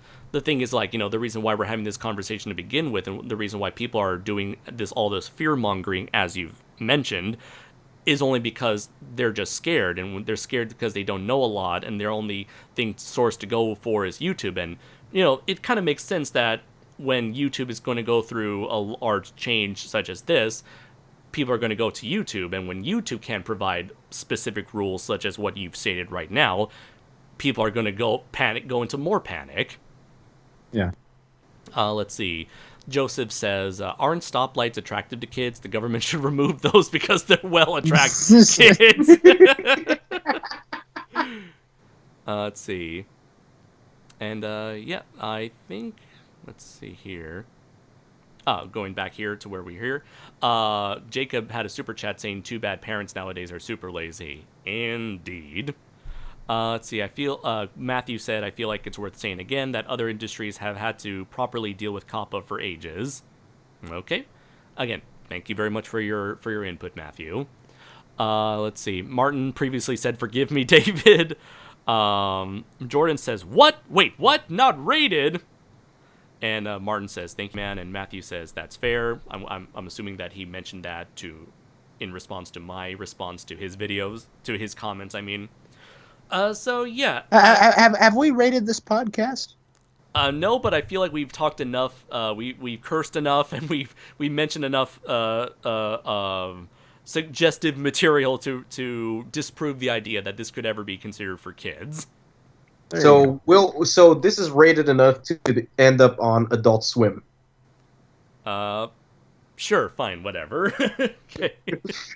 TVMA for mature audiences. And it's our title card is our title card seems pretty friendly though. We're both we both look like child friendly mascots. It could be. Imagine if a YouTube bot comes along and says, "Hey, look at he's got a smile on his face. That means some joy is happening in this video. He's got bright colors. It's bright blue. That's going to attract children." Blue is for kids. A says, I wonder if the bot will know that. A says, "I think y'all said this podcast would be a hard R." That is true. I did say that. I have no one to blame but myself. And I remember was something that D-Man mentioned in his video talking about COPPA is how for the last couple of years, ever since the adpocalypse, where a lot of channels were being demonetized for being inappropriate for all ages, now this is like the exact opposite thing that people have to worry about, where instead of worrying about being too adult, now people have to be worry about their channels or videos being too child-oriented. So it's like going in the opposite direction. Yeah. And Shazam the Puss says, "Did David witness perfection?" Is that Joseph? Yeah, that is Joseph. That is our Joseph.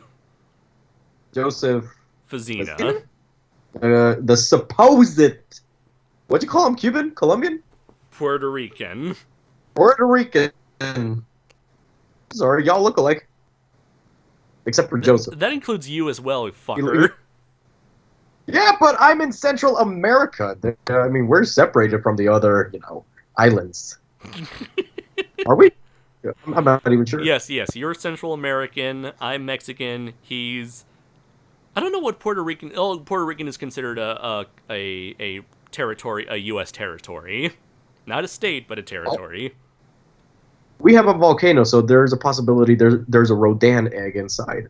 No, that's my country, David. But fine, you can have Rodan. I want Titanus Behemoth. It's like a what do you call it? Like a legal custody battle. Yeah, I want this in the settlement.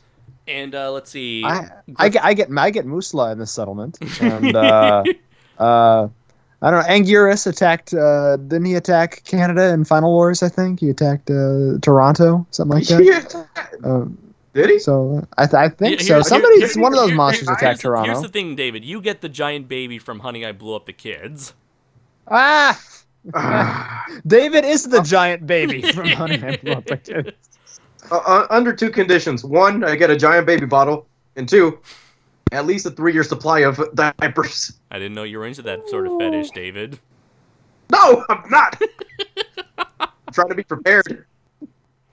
Prepared for what? Oh, okay. If I'm going to be stuck with a giant baby, I need to prepare my parenting skills.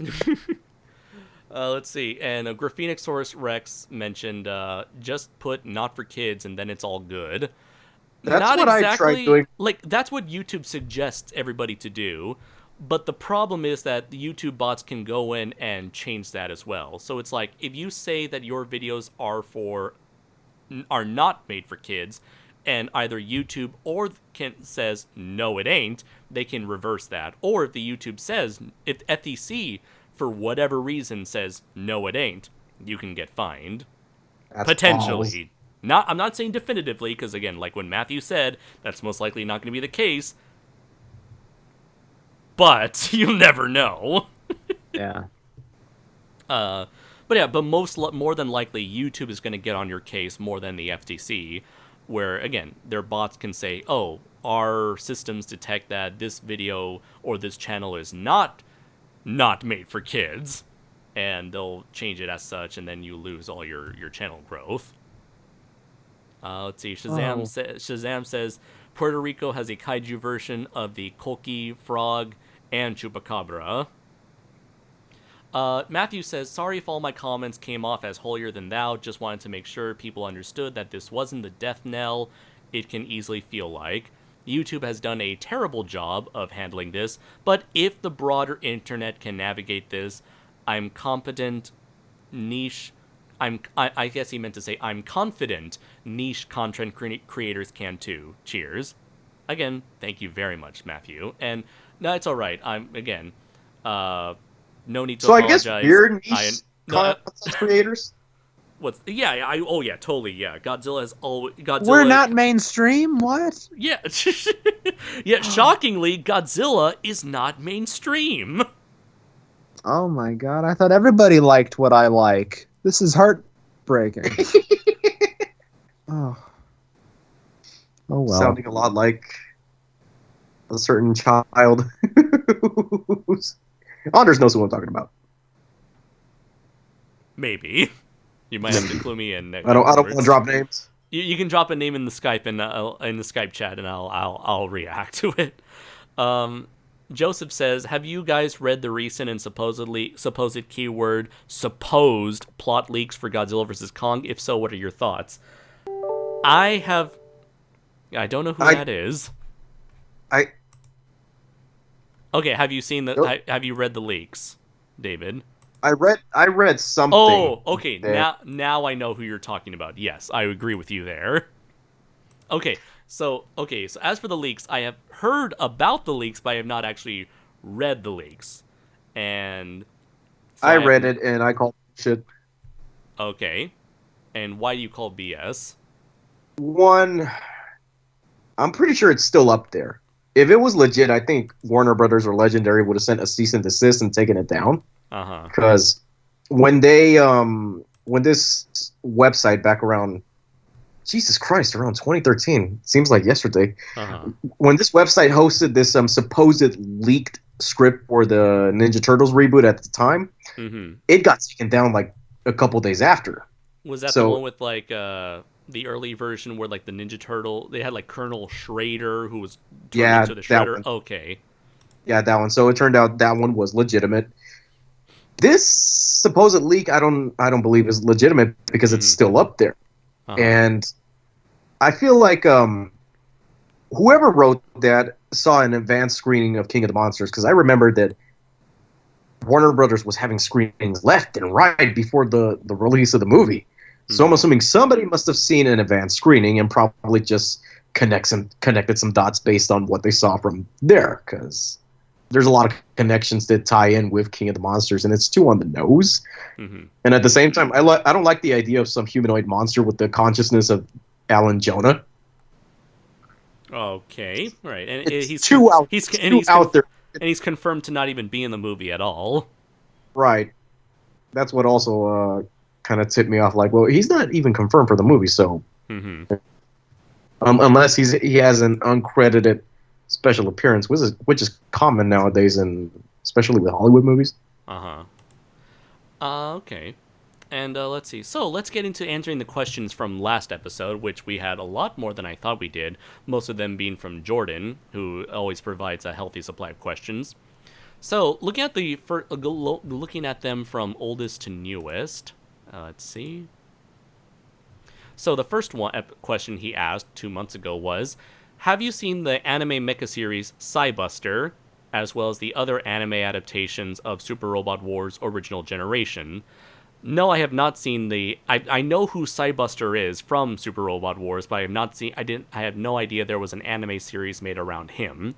As for any other anime adaptations of Super Robot Wars, I've only seen Super Robot Wars Original Generation, The Divine Wars, the ones where they used the awful CGI to portray all the mechs. It was okay. Next question: how does Silvergon act as an homage to Red King in Dyna? He gets his ass kicked by Neosaurus. That kind of shit would never happen to Red King unless it was the protagonist who fought him. I'd argue that he was meant as an homage to Red King in Tiga, not Dyna, where Silvergon is meant to be a big sort of bully, a dinosaurian bully who takes out a monster halfway through the episode, only to get his comeuppance in the end by Ultraman himself. So it's like, I feel like the plot progression of the Silvergon episode in Tiga matched up, in my eyes, as the Red King's first appearance in the original 1966 Ultraman show. David, you've seen Tiga, right? Oh yeah, what do you think? I want to say a million times, but in retrospect, I've seen it a few times. Do you think Silvergon was meant to be an homage to Red King? Silvergon. Hold on, let me Google that, because all the monsters, some of them are name drops, some of them are not. Silvergon from Tiga? Yeah, he fought Gagi, the monster with the whip arms, that I guess was an homage to Gudon, halfway through the episode. Oh, this one. You know, there's a lot of kaiju from the Ultraman franchise that kind of have a similar body build. Yeah. This creature, Silvergon, it has the same posture as Godzilla, as much as many Ultraman kaiju do. And I can understand why someone would think there might be a Red King influence there, because there's them thick thighs. And he's got like that thick neck, like Red King. I feel like this is like a common thing, especially especially with Ultraman Kaiju. Like, it's something that I feel like some of the creators tend to repeat because it feels like more like not a safer bet, but it's kind of like a reliable trope when it comes to designing certain monsters in that franchise. It's almost like a lazy approach if you think about it.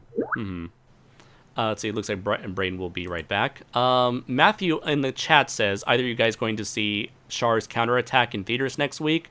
Not Kaiju. Not Kaiju. I guess he meant to say Kaiju Noir, but hey, we're all family here. Unfortunately, I wish I could see Char's counterattack in theaters, but I can't because I'm not in America. I was considering it because last year around like 2018, I saw Mazinger Z Infinity because I never seen anything. Mazinger Z. I never seen anything related to Mazinger. Yeah, I never seen anything related to Mazinger at the time. Yeah. So Infinity was like my first exposure. Yeah. Did you like it? I thought it was okay. It was like it wasn't anything that I would watch again. Buy. Watch again. It wasn't anything like that. But but from the execution, I can tell it was like a send off to those characters and kind of like a. Because when I went there was a lot of people that were in like their late 40s down there. Yeah, no, people who grew up with the original cartoon in America. Or back when it was called Transor Z. Or a lot of people were. Did you see any Latinos who grew up with Mazinger Z? I couldn't tell. I mean, there were some white people, but I don't remember any. Just a lot of older folks. Yeah, I remember. I mean, I was the only Latino there. I'm pretty sure there were some other Latinos hiding in the back of the theater. Yeah, in plain sight, and let's see. So I just didn't bother to notice. Going into Gundam Char's Counterattack, have you ever seen the original Gundam series? Only the first 10 minutes of the first episode from the first Gundam. Okay, I still need to finish. I feel like that show. I feel like you need to finish that, at least the original series, before going to Char's Counterattack, because it's essentially like this is the final appearance for both the main character and the main antagonist from that show. I remember I asked you about Gundam the Origin because I remember. Actually, that's a good substitute instead, because that just follows like Char himself and a little bit of Amuro. So, is Gundam the Origin like a remake or kind of like a? The manga is a remake of the original series, but for whatever reason, the anime itself is a prequel series following Char's journey. And I don't know, I think they've also touched on the events from the original series, like the manga originally was, but I haven't been following the series at all. I've just kind of been waiting for all of them to slowly get released on American Blu-ray for me to eventually purchase when I eventually move back. But as of now, I believe the majority of Gundam The Origin is solely a Char prequel. Interesting. Yeah. But eventually, I do know that Amuro shows up eventually to recreate the beginning of the anime. Let's see. I remember. I remember there was English dub for the original Gundam, and it's not. I thought it was like one of those old classical dubs. It's not. It's a 2000s era dub. It's from Ocean. Yeah. It's the Ocean dub, like the same people who originally did Dragon Ball Z. It kind of took me off, like. Mm-hmm. Oh, by that's a long phrase. It took me out of the moment because it's an older quality show, but with like higher quality voices. Yeah, I have issues with things like that. That's why I kind of have an issue with the original Yongari because supposedly Titra did a dub for that one, but I think whoever said that just made an educated guess because the voices sound too clean, new. Okay. Yeah, it's too clean, and if you listen to some of Titra's dub from the Godzilla movies and the original Ultraman, they sound like he actually came from the 60s, and it adds to the charm of whatever movie or show you're watching that has the Titra dub. Yeah, well, that's generally what happens when you dub a series that never came to America until 2001. Right. So so going back to Gundam, I have the subtitled version on my PS3. Well, that's good. Yeah, those voice actors are considered like, especially the Japanese voice actor for Char is considered like super legendary as a voice actor. Right. Also, another thing, Uh-huh. I still need to finish Gundam Wing, and now it's on Hulu, so that's a Huh. good thing because Cool. I got the Japanese English Yeah. subtitle version Okay. before I ever got Hulu, and now I'm thinking, should I just watch the English version? Because I remember Yeah, Gundam sure. Wing was a It's lot of fans' exposure to the Gundam franchise. oh So I feel yeah. like the English dub has like some sort of historical significance when it comes to American Gundam fans. Probably. It's got like it's got Scott McNeil as Duo Maxwell, and he's the best character, and he's one of the most fun voice actors to listen to. He was a Dinobot from and Waspinator, I think, from Beast Wars. You probably So don't my know who plan was Scott to just McNeil is. absolutely not. Okay. If you said Steve Blum, then yeah, Oh yeah, Steve Blum. He is like the modern day Scott McNeil. I still don't know who Scott McNeil. Hold on, I gotta Google this dude now. Scott McNeil. McNeil, yeah, with an MC at the start of his last name. Yeah, so for Char's Counterattack, Sean asked, how is Char's Counterattack? It is a beautiful film. In fact, when I first came to Japan, I ended up coming across a Blu-ray copy of the movie, a Japanese Blu-ray copy, and despite it not having any dub or subtitles, I decided to get it just because it's that good of a movie. And yeah, it's a wonderful story. It's a wonderful, beautiful, and it's a tragic send off for all these characters in this way only Gundam. It's beautifully tragic in the way only Gundam can provide. Let's see. So Char's counterattack, like, where's that set in the original It's Gundam? it's set after the first 3 television shows. So in just not ignoring the OVAs, ignoring the theatrical, the origin movies, there's Gundam, Zeta Gundam, Gundam Double Zeta, and then Char's Counterattack. So Amuro. So I have to watch the first. No, you I have don't. to watch No, the first no, you don't. three No, seasons? you don't. No, you don't. Just the first one, because that's the only one that focuses on Amuro and Char. Now, given in Zeta Gundam, the sequel, Char becomes the mentor of the new protagonist, and Amuro shows up for a little bit. But Oh, it's one of those type of shows. yeah, that's the thing with Gundam. It's always like a generational thing. And so at the end of Zeta Gundam, Char disappears and everyone thinks he was killed in action. But as revealed in Char's Counterattack, he comes back and he's a bad guy again. He's like, fuck it. Spoiler! Well, I did you're not gonna know see that. the fucking movie anyways, and you're not gonna have the chance to watch Zeta Gundam, so I'm letting you know what happens in Zeta Gundam to get the context for Char's Counterattack. Which movie? The animated movie or the live action Legendary Pictures movie? We're talking about Char's Counterattack. We're talking about multiple Gundam shows all at once. No, we're not. I'm just telling you, you only need to see the first movie. The first TV series, the first show, and as long as you know what happens at the end of Zeta Gundam, you'll have enough context to go into Char's Counterattack. Context. Like I said, they were bad guys, then they were allies, and now they're enemies. They were enemies, then they were allies, now they're enemies again. So many confusing things. No wonder they retcon certain things. They don't retcon anything, really. They just make new continuities. Like Wing. Oh. Let's see. Matthew said, I'll say Origin is now out in hardcover and 100% worth picking up. Let's see. Matthew says Wing, Seed, Unicorn, and Orphans are on Hulu, all worth checking out. Cool. What else? One guy... See, there was one question here that in response to you not knowing. Oh yeah, Jordan also said that he was the voice of Dinobot and Rat Trap. Let's see. Steven says, you've never heard of him? Scott McNeil was Piccolo in the Ocean dub.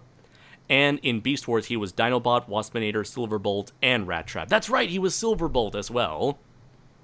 And let's see. He was also a Wolverine in X-Men Evolution. Oh, really? Yeah. Let's see. Has he done any work? Matthew says Quattro. Sure, but Quattro? I don't know what he's referring to there when he says Quattro. Shazam has a question about Kamen Rider. When they transform, are they literally transforming into an insect-themed humanoid cyborg hero, or is it their armor suit simply just materializing over them? It varies from Kamen Rider to Kamen Rider. It's a combination of both, isn't it? Again, it's very situational, because in the case of like Kamen Rider Amazon, he just mutates, I believe, into this weird lizard person. That somehow still looks like a cyborg. They all look like cyborgs in Amazon, so that kind of brings like. So going back into the questions from last episode, Jordan says, question, how does Silver... Oh, yeah, I already answered that. Question, have you seen Gravion? No. But I've seen the mecha, and it looks pretty cool. I like that. I think... Is it the mecha that I think it is?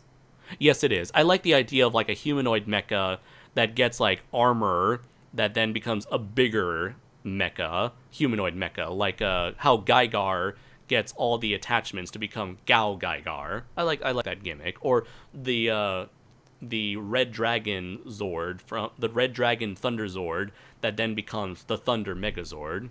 I always enjoy that gimmick. Let's see next, but no, I have not seen Gravion. What? What is the name of the Megazord from Die Ranger? I think. That is the Thunder Megazord. That's the Thunder Megazord. What was his Japanese name again? The Japanese name of the Thunder Megazord? Yeah. Let me check. Thunder Megazord. I've been trying to get the Thunder Megazord for a while, and then I just gave up. I have I have the Legacy Thunder Megazord right here on my shelf right now. Let's see. $139 off Amazon. 130. That's not bad. Wonder if that's a Black Friday type of thing. You save $60.06, 30% off. Yeah. Let's see here. Okay, so he was called Gosei Gatai Dairen O. Oh, Daireno, right. Daireno. Yeah. A lot of them have the word O at the end of their Megazord names. Like O, I believe, meaning king. All right, Well, so... What about... let's see here. Jujin? We have more questions here. Oh, Quattro was the name like Char's fake name for Zeta Gundam. Right, I forgot. Sean says, Sean says, I'll watch Char's counterattack if you watch Parasite. Okay. Parasite yet? I haven't seen it. I live in Japan, man. Oh, yeah, right. So Martin says, how long does the chat have to be? Because I have to go to bed soon because I have work tomorrow. Hopefully we'll finish soon because let's just blast through these questions here. Started streaming 117 minutes ago. Okay, that's about 2 hours ago, I believe. Next question. Are you familiar with Hurricane Palomar? Yes, because I played Tatsunoko vs. Capcom on the Wii, but I have never seen the anime. If so, is there any connection between it and Science Ninja Team Gatchaman? They're both made by Tatsunoko Productions. Question. What do you think is the ugliest and most overly designed robot you have ever seen? The movie Megazord from the new Power Rangers movie. I hate that design so much. In fact, all the Zords look like those stupid like those like abstract art pieces they display in college where it's like a random statue in like the shape of a crescent fucked up moon of some kind. It looks like that. Like the Crescent episode from Everybody Loves... I mean, the sculpture episode. Yes! Everybody Loves Raven? That's what those Zords and the Megazord remind me of. I hate the artistic aesthetic of everything in the Power Rangers movie. Just on its own, aesthetic-wise, I hate their designs. I hate the costumes, I hate the Zords, and I hate the Megazord. Well, the Megazord is not overly designed, it's actually the opposite. It's under-designed. It's very plain looking, but the Zords themselves are very ugly in my opinion. Worse than the movie Transformers in my opinion. You also hate the Power Ranger suits? I hate the Power Ranger suits also. Yes. I feel like there's too my problem with those suits especially is that usually with Sentai suits, there's like a secondary color to help balance their main color. So like with Jew Ranger with Jew Ranger, Dai Ranger, there's a lot of white to balance a lot of that. For like Go Kaiger, there's a lot of black too, and a little bit of white to balance it. But with the main costumes from the movie, it's too much of like that one single color. And again, it's overly detailed, and that's what I don't like about it. And I don't like the purple glow in the center of their chest, because I don't think purple works as well as like white for all those colors. Okay, I'm looking at a picture of them right now, and yeah, I can see what you mean. Okay, as for you, what do you think is the... Sean is so much hate. Let the hate flow through you. And he says, so I assume the animation in Char's counterattack is a gigantic upgrade? Indeed. So what do you think, David? What do you think is the ugliest, most overly designed giant robot you've ever seen? Trying to think. Because I think that Megazord from the 2017 movie is okay. Okay, sure. It's meh. I feel like there's been enough Megazords and Japanese mechs from Sentai. Speaking of Sentai, any modern day Sentai has an awful overly designed mess. Like the Samurai Gigazord is a perfect example of an overly designed mess. I am Googling that right now. Ooh. Yeah, look up Samurai. Jesus Christ. What the So the thing is, like, at the end of every modern day Sentai and Sentai and Power Rangers, they get every single Zord and mash them all together in into a big awful mess. Or like the exact opposite. Look up what is it called? Jew Oger. Look up Jew Oger, and look like Jew Oger final design. It's like that's the laziest design I've ever seen. I don't think I'm spelling it right. Let's see so here. I just put Jew Oger's Sentai. So like that's the one with all the cubes. So like each cube is a different Zord. So when they combine all the cubes together, they just stack them up, and majority of the cubes just make up the legs of the final Zord. So I'll send it to you right here. I'll send it to you right here in the Skype chat. I found. Jesus Christ! Did you say Jew Ogre? That is how the Japanese pronounce it. Oh my god! Let's see. Did you get? I'm sorry. I had to go get a Snuggie. It's pretty freezing here. No worries. I'm shelling out for the Snuggie. If people, I don't even think that's like a distant memory people have now. Are Snuggies? They're very stupid, but they're nice. I remember the Snuggies. Snuggies. Oh my god! Matthew just made a huge ass donation of $99.99. Thanks, guys. It's been real and it's been fun. No, thank you, good sir, for your generous support, both financially and just sitting here listening to us babble about stuff, pretending like we know stuff. For sitting here listening to us acting like we know stuff. Yeah. Thank you very much, Matthew, for your support. Again, thank you so much. Let's see here. Okay, so moving on from the robot question, Burmakian Production asks 2 questions. 1, what are the chances of Legendary Pictures buying, in this case, renting the rights to Gamera? 0, given how... Nobody wants Gamera. Also, given how Godzilla was not enough to bring in like a huge... The thing is, like, sure, it wasn't technically a failure, but it was a disappointment in the eyes of Warner Brothers, and I'm referring to King of the Monsters. If King of the Monsters could not bring in a satisfying amount of money for Warner Brothers, what makes you think they'll want to get Gamera?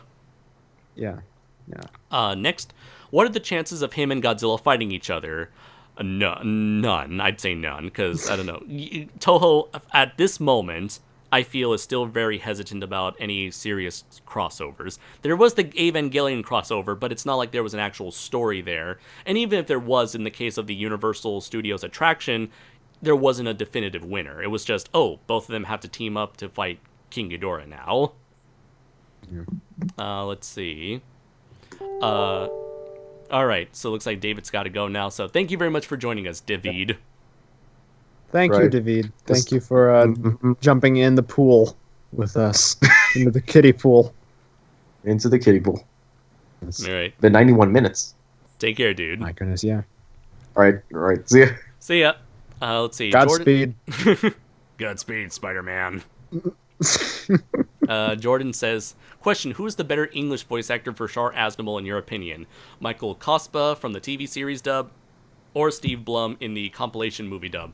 I never watched the compilation movie dub for reasons stated in my review of Gundam 79, so I'm just going to default to Michael Cospa. Next, Manda asked a bunch of questions. What do you think of the Godzilla YouTuber Up From the Depths? 30 stories high. No. I've never watched him, only because, again, I just don't generally watch Godzilla YouTubers other than people I already know, because if I'm going to listen to anyone's opinion on Godzilla, I like to listen to what my friends have to say. Yeah. Have you seen Up From the Depths? I have no idea who they are, so no, I'm not. I'm totally out of the Godzilla YouTuber loop. Yeah, their videos tend to show up on my recommendation from time to time, and I know they get really good views. Questions, what is a popular TV show that you just can't get into? I don't know, it's just, there are plenty of shows that I can't get into, but it's mainly because of time. Yeah, a lot of shows are a big time commitment. A lot of things, like Game of Thrones, for example. Oh, that's a big one. Especially with the ending. It's like, why bother getting into it now? Yeah. I tried getting into The Walking Dead, but it kind of lost steam for me. I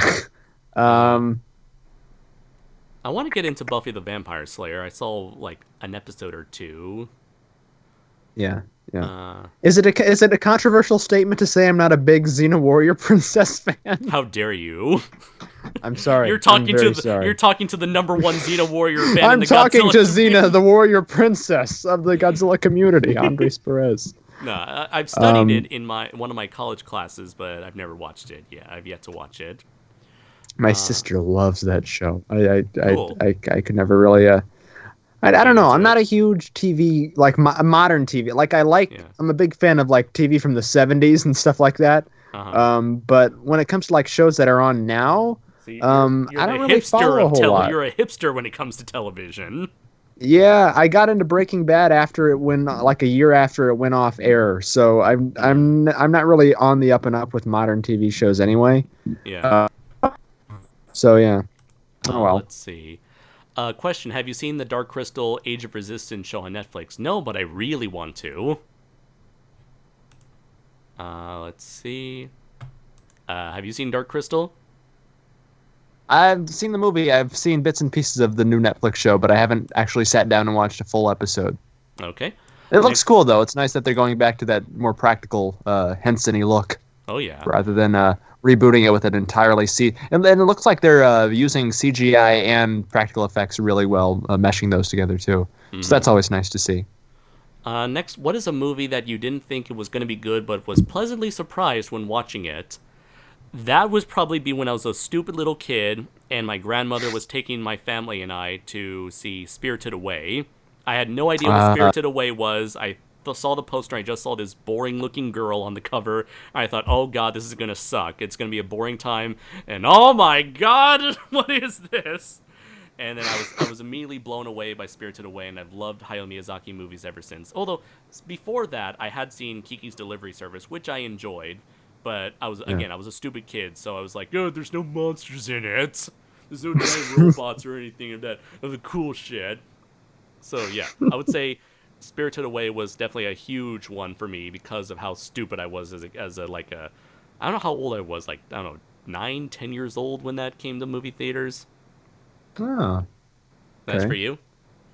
I don't know if I was blown away by it, but I was surprised that it was of some quality. I liked the first It Chapter 1 that came out a couple of years ago. Oh, I was surprised because of how poorly Stephen King's adaptations are done, especially in recent years. That's what surprised me. It wasn't like this amazing movie by any stretch of the imagination, but to see that it was done that competently was pretty neat. Still, with the whole jump scares and modern horror stuff, horror tropes I could deal without, but I like it better than the Tim Curry one, that's for sure. Though Tim Curry's amazing, not taking anything away from him, but that miniseries was not the greatest thing in the world. Yeah. I was just surprised by its competency, if anything. I haven't seen the It Chapter 2 but I hear that wasn't as great. Right. Jordan says, were you shocked by the pig scene in Spirited Away? Oh, you bet I was. Because the main character's parents get turned into pigs. It's horrifying. We're pig men. We're pig parents. Let's see. Joseph asked previously, what are your opinions on characters that aren't robots but are outfitted in heavy armor but evoke the look of a robot, like Master Chief, Samus Aran, Big Daddy, Enclave soldiers, etc.? I think they're cool, especially Tekkaman Blade. Next up, which is the better horror remake, The Thing or The Blob? I never seen The Blob, but I really want to, so I'm going to default to The Thing. You? I'll be honest with you, Andres. I've never seen the John Carpenter Thing all the way through either. Oh my god! But don't you know you're talking to the number one Thing fan in the Godzilla fandom? I know. No, I'm just kidding. I caught like the first 20 minutes of it, but I've never seen start to finish the entire movie. And I haven't seen the remake of the Blob. I've seen the original Steve McQueen Blob, and that's a masterpiece in and of itself. But I liked what I've seen of the Thing. It's one of the most influential remakes ever, and sort of goes beyond the remake thing. And I would assume most people who like or a lot of people who like John Carpenter's Thing don't even know it's one of those movies where you might not even know it's a remake of something. So I don't like the remake or I guess not remake, the prequel that they did a few years ago to the remake of the Thing. Right. I did see that, and that wasn't great. But yeah. Let's see. Favorite movie trailer. Doesn't matter if it was to be a good or bad movie. I always have a lot of nostalgia for the American movie trailer for Godzilla 2000, only because of how amazing it was as a kid to see a real Godzilla movie after Godzilla 98. What is it? It was the trailer voice that goes, "If you can't stand the heat, run." Yeah, right. I remember. Yes, they got the classic voice. Yeah, he's like, his battles if are you can't legendary. stand the legendary. Yeah. Yeah. That's. I don't know. I wasn't cognizant to experience Godzilla 2000 or Godzilla 98 because I wasn't born when Godzilla 98 came out. So I wasn't there to experience the hype around that. But not my favorite trailer, but as I've said in previous chats, I have liked the trailers for the MonsterVerse movies a lot. The very first Godzilla 2014, in terms of just getting me hyped to see a movie. Those definitely did their job. I know, the trailer for Ready Player One got me hyped as hell. Just seeing all these characters and Easter eggs. It was just Easter egg the movie. It's like, ooh, I know what that is. The movie. I clapped when I saw the Gundam. I knew what that was. Yeah. Remember the 80s? I remember the 80s. Have you seen that new E.T. short that's come out? Yes, apparently I saw that. Yeah, I want to see that. I saw it was posted on YouTube a few days ago, and I haven't seen it yet. But people are singing its praises on Facebook. Right. I think it's like a cell phone commercial, but there's like barely any cell phone in it. So it's basically just E.T. the 3-minute sequel or whatever. Yeah, pretty much the Christmas E.T. the Christmas special. Yeah. Oh no. Let's B. see. Arthur. And then E.T. singing. Just phone home, that's friend. One more round, my friend. Oh God. I mean, we have seen drunk. Then Will Smith punches him in the head and says, "Welcome to Earth."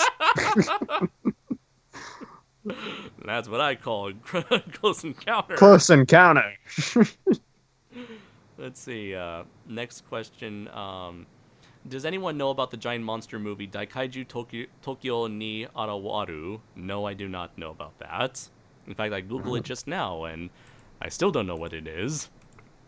Let's see. Next, Last question from Manda. Maguma versus Walrus Giganticus from Sinbad and the Eye of the Tiger. Which is the better walrus-themed monster? Not a fight question. I have not seen Walrus Giganticus, so I'll default to Magma. Wilford Brimley from the Thing remake. There you go. That's my favorite walrus kaiju. What was it? Justin Long from Tusk. That's my favorite walrus kaiju. Yeah. Yep. Last 3 questions from Jordan. Question, am I seriously the only one who likes Kamen Rider Kiva? I don't know, because I've never seen Kiva, and I don't hear anybody talking about it. Then again, most people generally just talk about the newest Kamen Rider at the time, from what I've seen. Could be wrong, though. Question, what would the tokusatsu hero Red Man work more as a horror movie villain than a superhero? Oh. Yeah, totally. Raph has showed me videos of Red Men, and it looks like a kaiju snuff film. Like they dressed some poor people in these rubber costumes, filmed it with a really grainy vintage shaky cam, and just had this guy beat the shit out of these poor suit actors. I would love to see a horror movie based around what I just described. Yeah. Do it like they're making fucking Fantasy Island into a horror movie. Oh they my turned God. that Banana Split show They into a turned horror it into thing. movie. Yeah.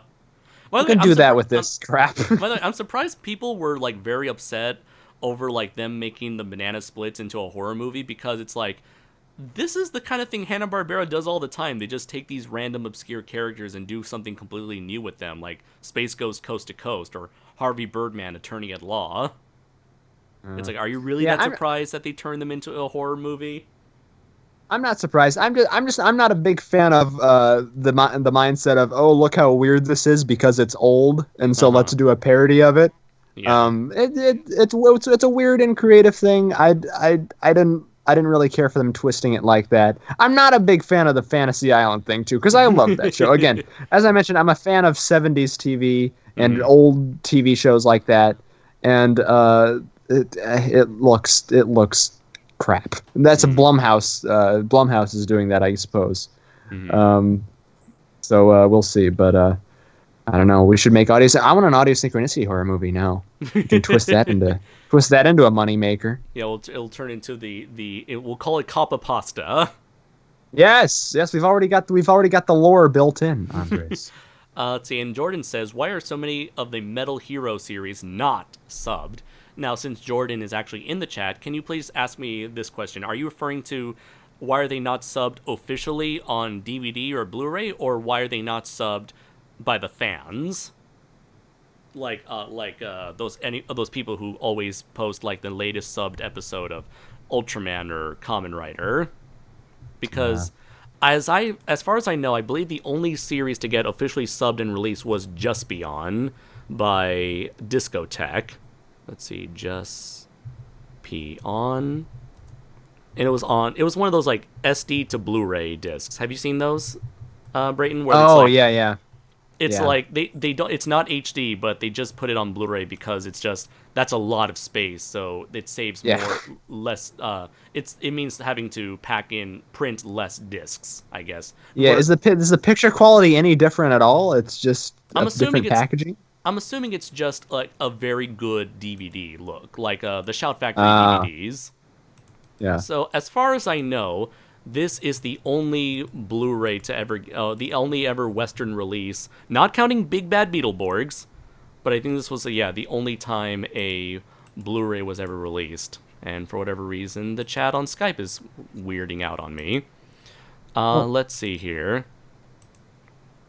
Jordan says officially or at all. Okay, so I feel like the reason why Metal Hero, for those who don't know, Metal Hero was like the third superhero series that Toei used to make alongside Kamen Rider and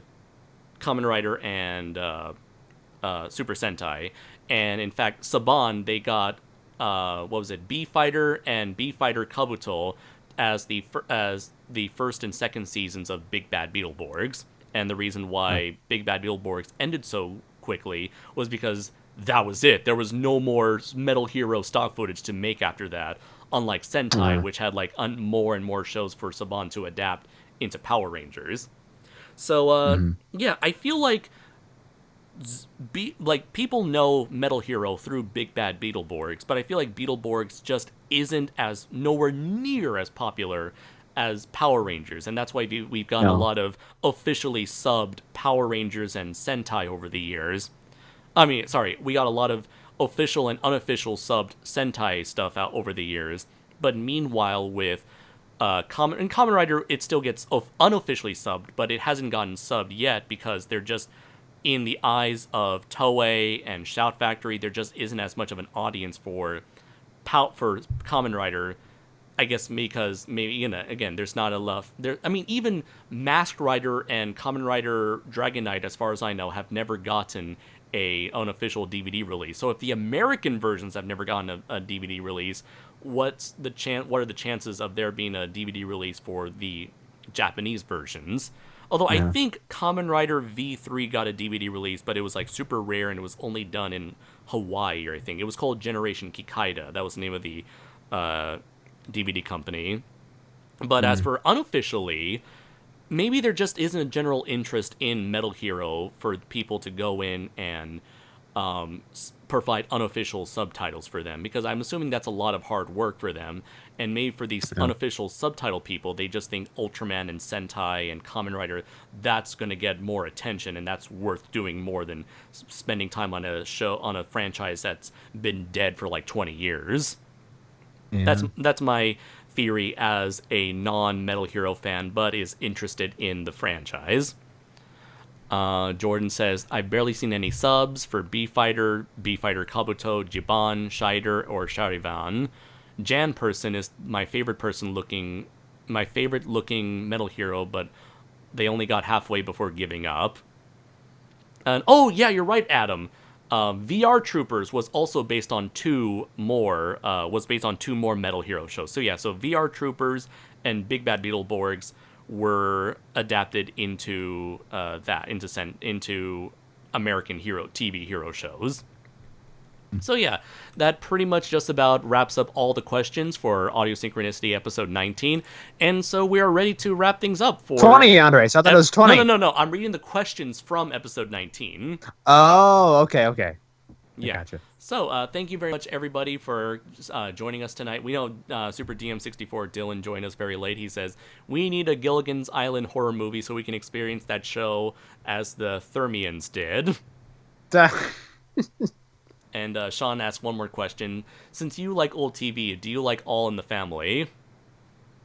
I do like All in the Family. Yeah, I like All in the Family. I was a little dumbstruck by the All in the Family Jefferson's one night live thing they did recently with oh god, who was in it? Woody Harrelson was Archie Bunker, and what's his name?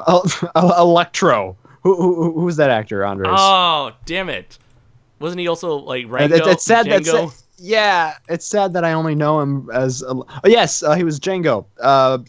Jamie Foxx. Jamie Foxx as. Yeah, that was a little bizarre. But mainly a lot of that is through my mom. You know, she watches those old shows, and her and I bond over that stuff.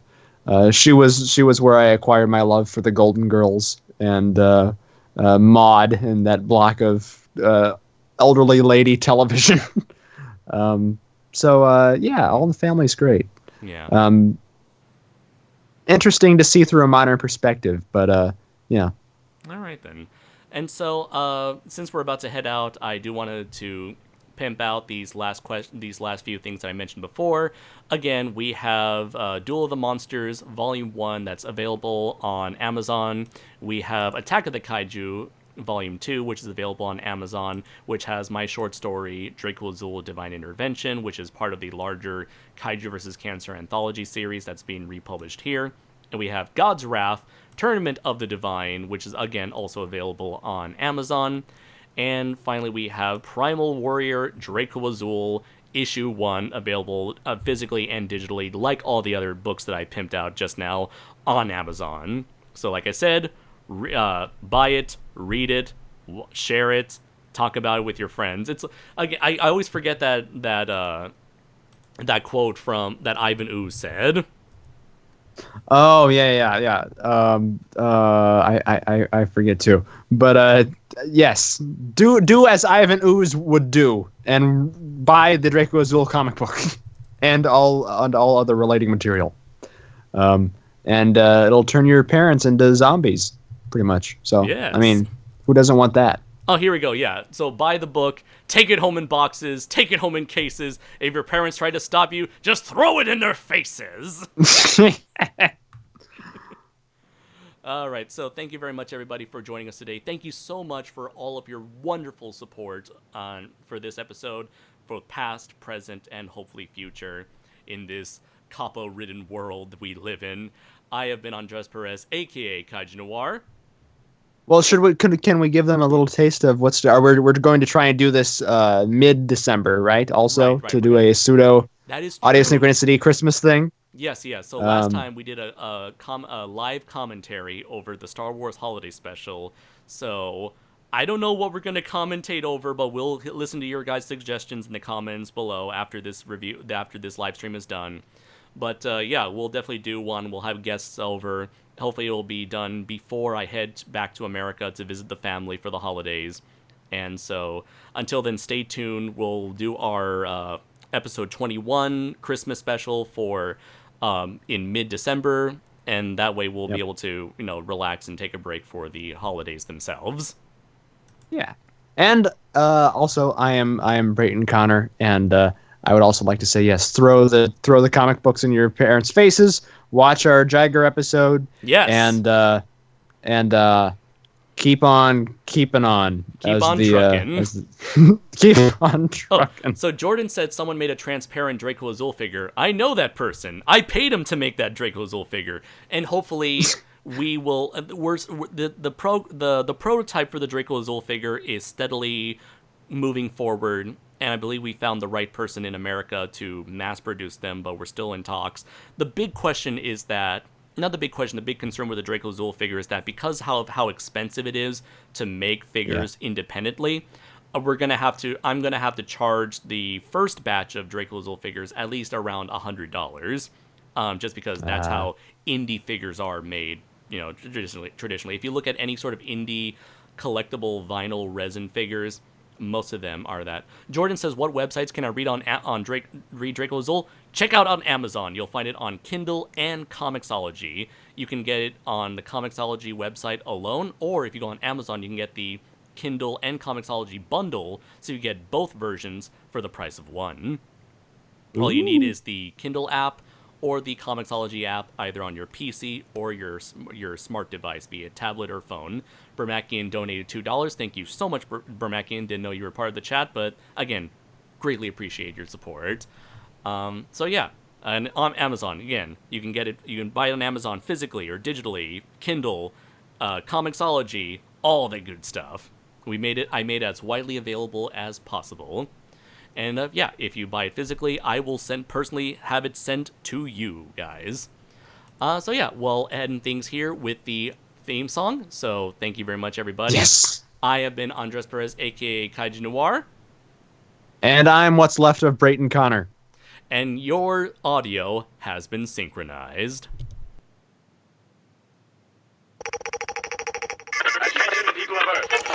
Pulsing out from the transmitter tower into the tubes and coils behind your radio dial. It's like a welcome knock on the door and the sound of the familiar voice of an old friend. Audio. Synchronicity. Life.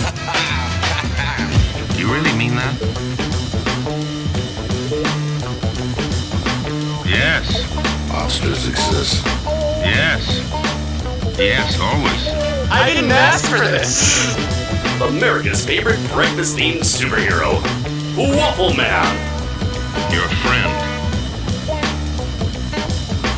This is a lot of shit, you know. Fire your contract. Such pests. And then now, roll the camera. Now, what is it you want? In your depths of your ignorance, what is it you want? You are now synchronized.